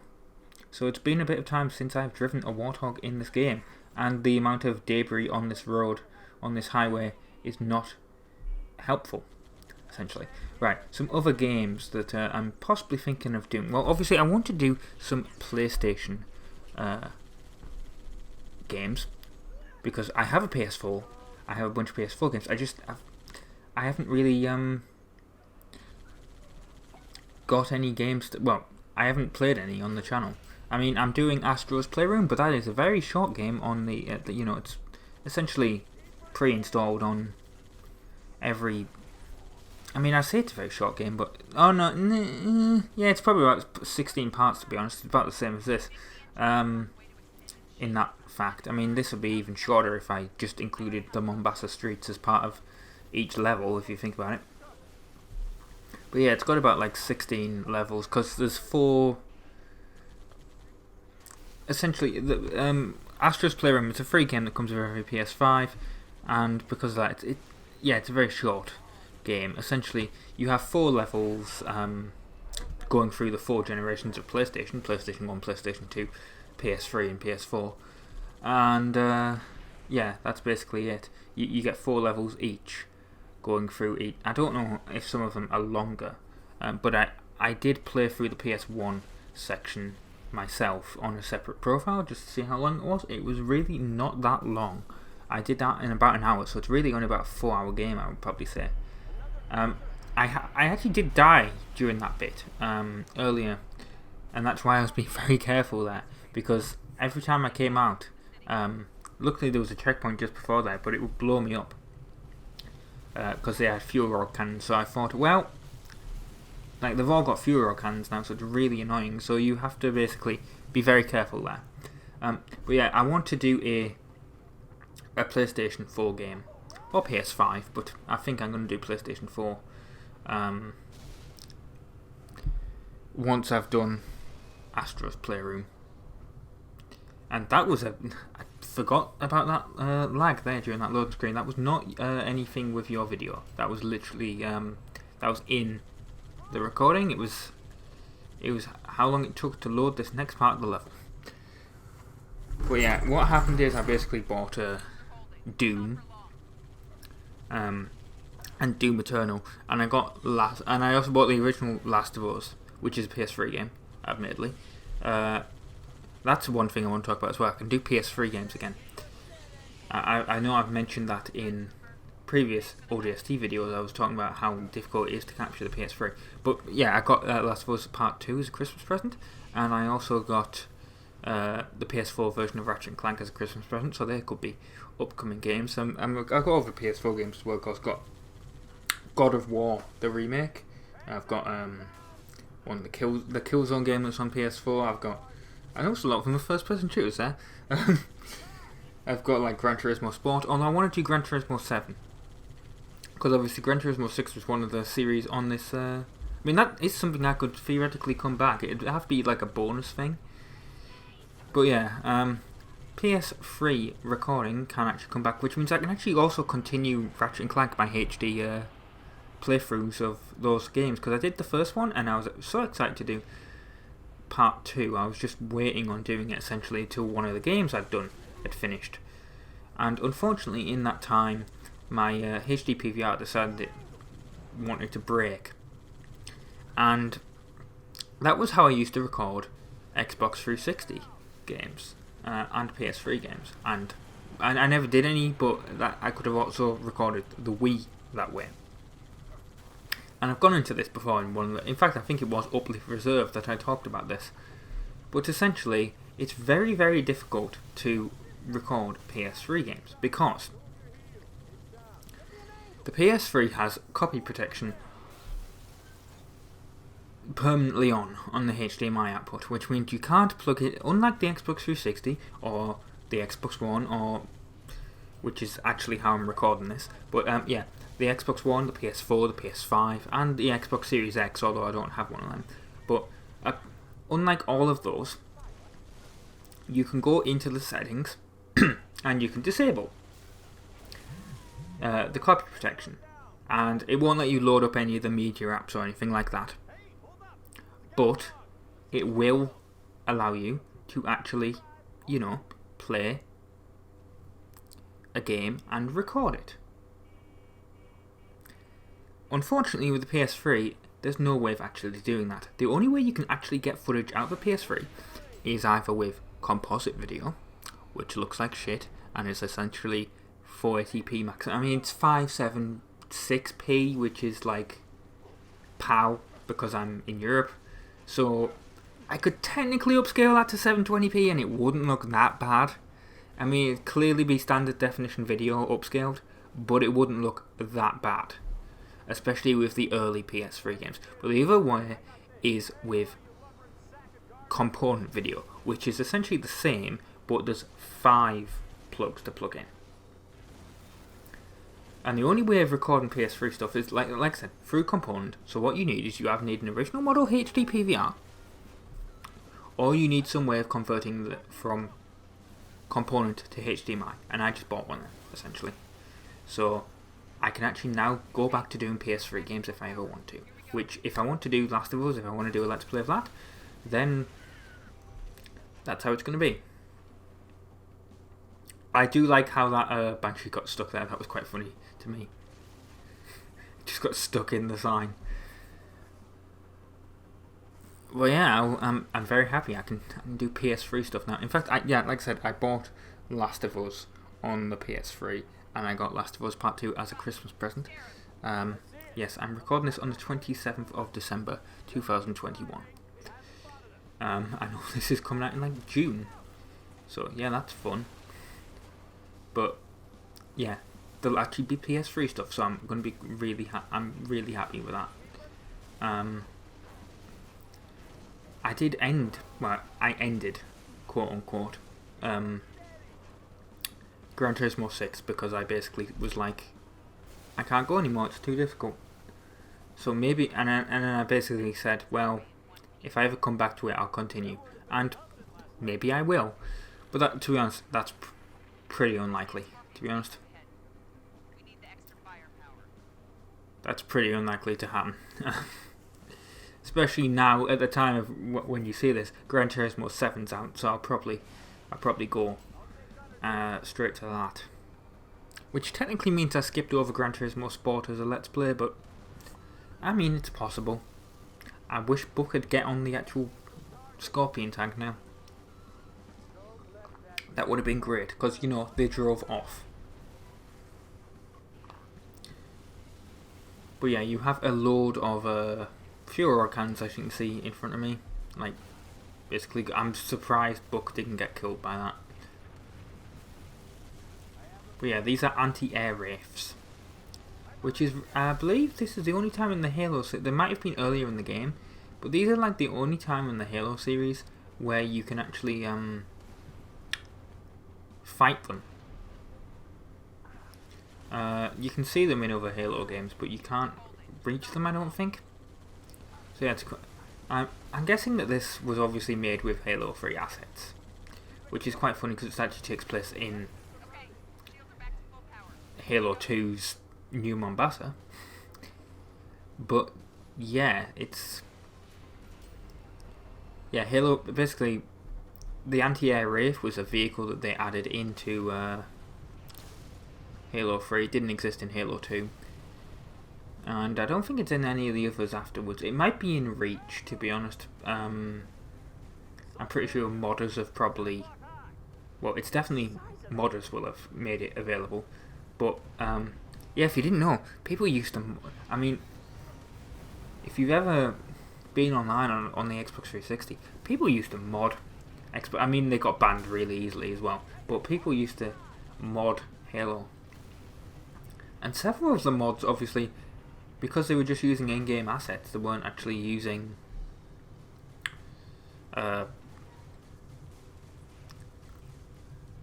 you know, like, they weren't using assets that they specifically made.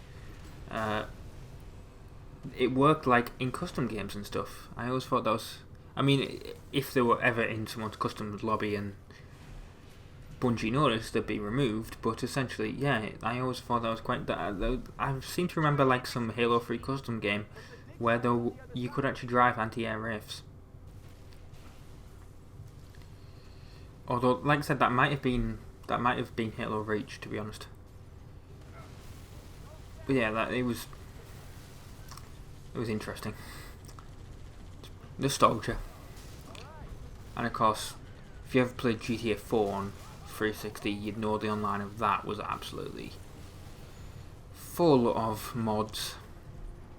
People would just spawn Sultan RSs with, you know, quote unquote neon lights underneath, when really it was, they put one of, like, I think the lights that are at the airport or something, that spawned them underneath. And that's how that worked. Like, essentially it was stuck underneath your car and it looked like neon, but of course there was only one colour light, so yeah.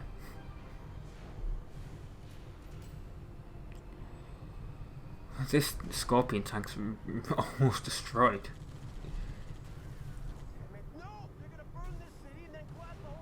But yeah, of course Halo Infinite is going to be replacing this series once I don't know if I'll talk during the new Mombasa. I think I'll do a small amount of commentary.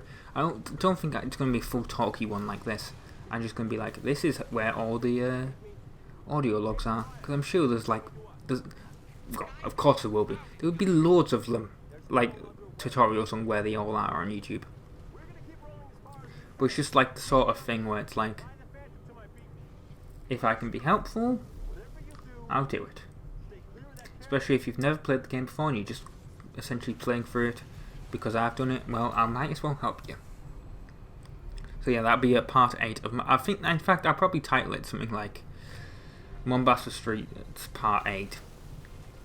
Audio logs or something. I haven't recorded it yet, which is a bit weird because I'm so looking forward to Infinite. I've managed to avoid all spoilers so far, so that'll be interesting because I'll probably end up, to be honest, I might end up playing some of it tonight or tomorrow. I don't know when. Yes, this scorpion sees us, and this is what sort of screws us over. It really destroys the... It's not an elephant, it's an oliphant. It's the civilian version. But yeah, it really does not help. It basically destroys it, and we have to pull off the road and defend ourselves. And this is where the brute thing happens, and it's really, really annoying. And yeah. Don't do what I did here, which is completely avoid the turn-off, because I was expecting, for some reason, you know, like how turn-offs are in real life. You know, you pull off on the side of the road, not in the middle. But then I was like, oh yeah, that's where it is. Now I remember, because I have played this game before, but apparently, according to the achievements, it was 10 years ago. So that was something. 10 years ago, I completed this. Like how we just left Dare up there.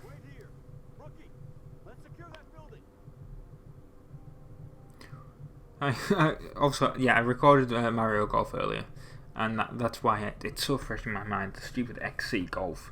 If you haven't played Mario Golf before, just... Well, Part 10, this is a spoiler, Part 10 hasn't come out, it's out on Saturday, it's out in 2 days' time. But yeah, XC Golf, it's basically like this cross-country golf is what it stands for. You have to basically, you hit the ball, and then you run to where it is, but basically you have like so many shots and you have to get to all the holes. But with it being Mario Golf, obviously it's not realistic, so there's stuff like you can hit it into a tornado, and what's supposed to happen is the tornado is supposed to blow it straight up like the cliff, because you can't hit it up the cliff without, unless you're very lucky. Oh yeah, I died, so that's an edit point there. That's because that was so obvious. There's nothing really I could do. Oh no, that wasn't why I died. Sorry. What happened there was that actually I had to turn the game off for some reason. I can't remember why, but I turned it off, and then that's when I came back to it. So it wasn't exactly perfectly timed. That's why the cut was so bad. But yeah. So this is technically a second recording. Anyway, yeah, with Mario Golf, it has like this XC Golf mode, and you have to hit the golf ball into the tornado. And if you don't hit it perfectly straight, well, guess what happens? The tornado fires it up, but then it'll like bounce to the left or bounce to the right, and it's so annoying because if you don't get it perfectly right, and it like sometimes the tornado doesn't even pick the bloody ball up. It's absolutely I recommend watching the video.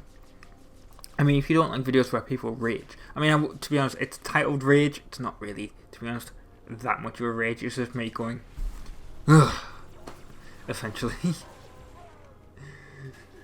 When it starts going badly towards the end, and there's a bit where I go, oh, I'm quitting this, and then I actually continued, so that, you know, it's not really not a rage, but you know, clickbait title, I guess.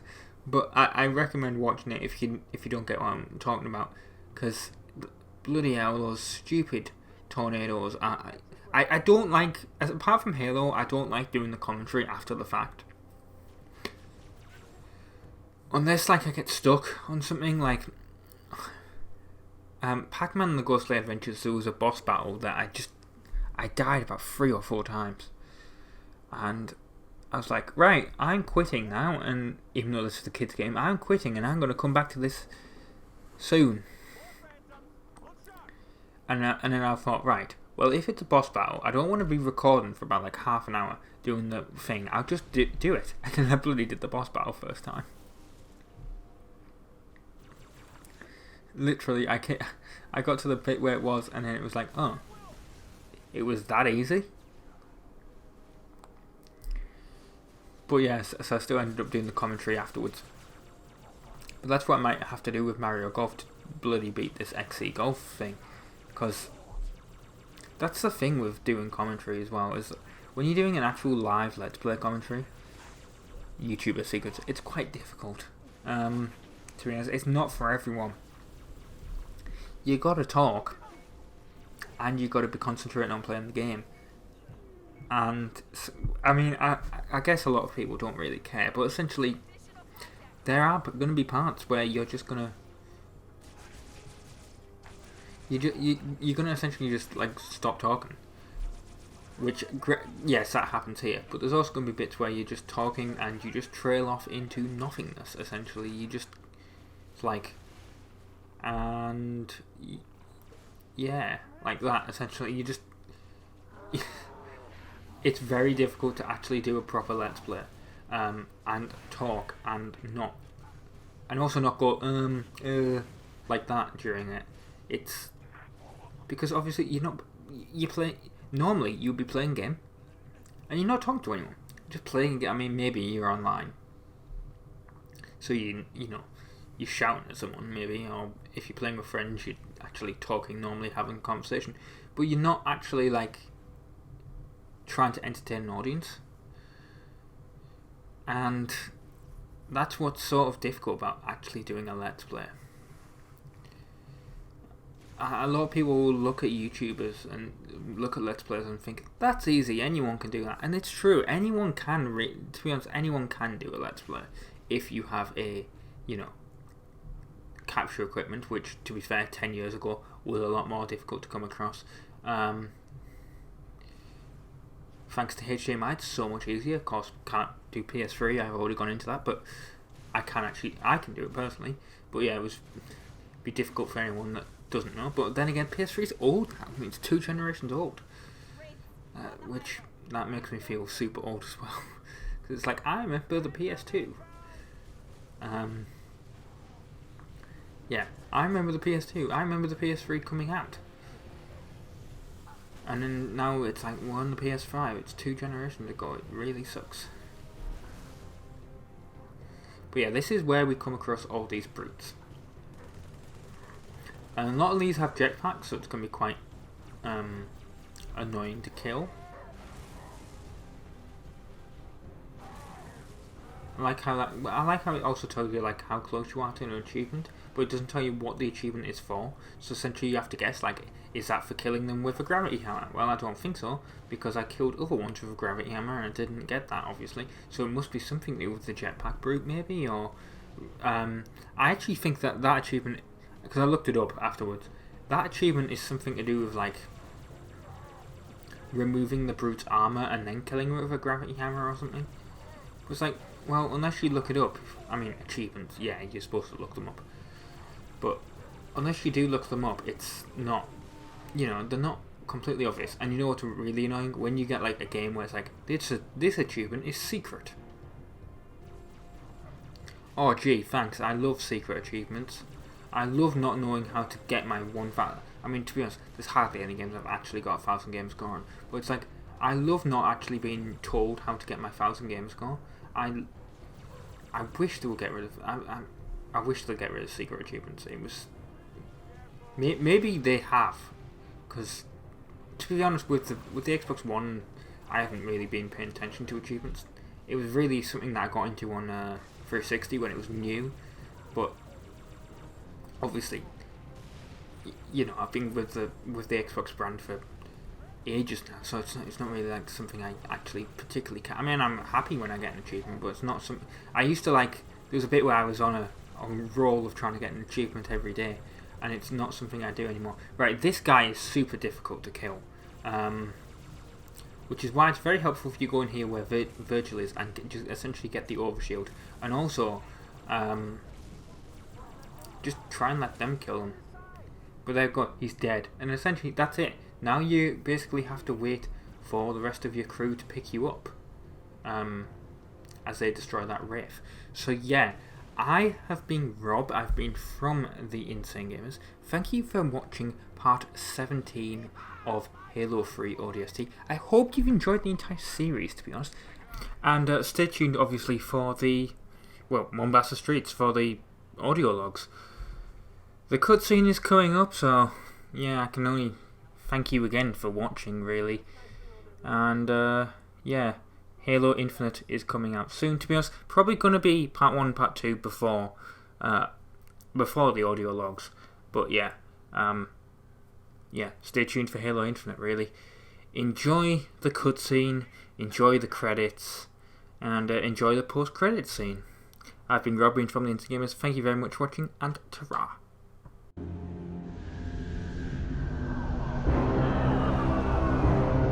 That thing's safe? Long as it don't get hit.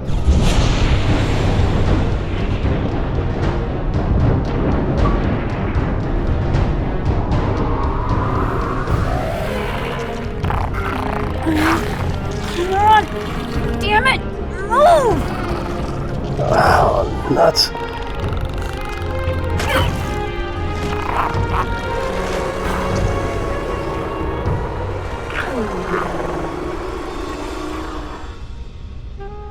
What can I say? It was a hell of a night.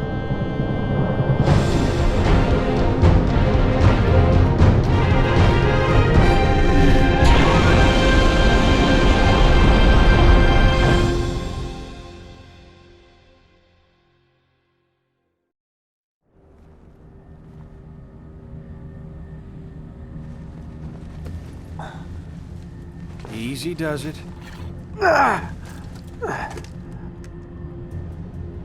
We went through hell for that? Give him some meds, would you? It's important. It knows things. Heck, Gunny. I wasn't talking about the alien. Mickey, I'm sending you a very special co-pilot. Oh, come on! I don't want one of those things in here. It won't bite, and unlike you, it knows what to tell those cruisers to keep them off our tail. I think they're too busy to care. Looks like they found what they're looking for. What about you? What about us? Win this war? Then ask me that again.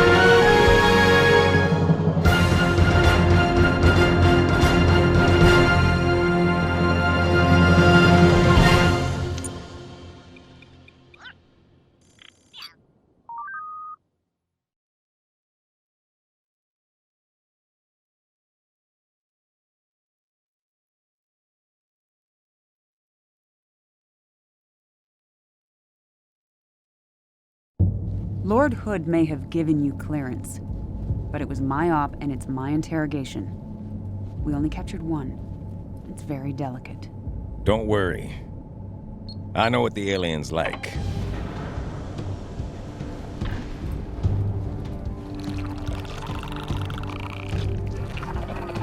It has access to the Covenant BattleNet? Limited, but yes.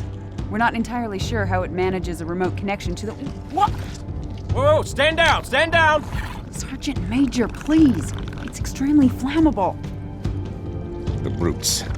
The bastards who put bombs on your buddies and kill millions of my people. They're digging a mighty big hole. You're gonna tell me exactly what they're looking for, and then you're gonna help me stop them.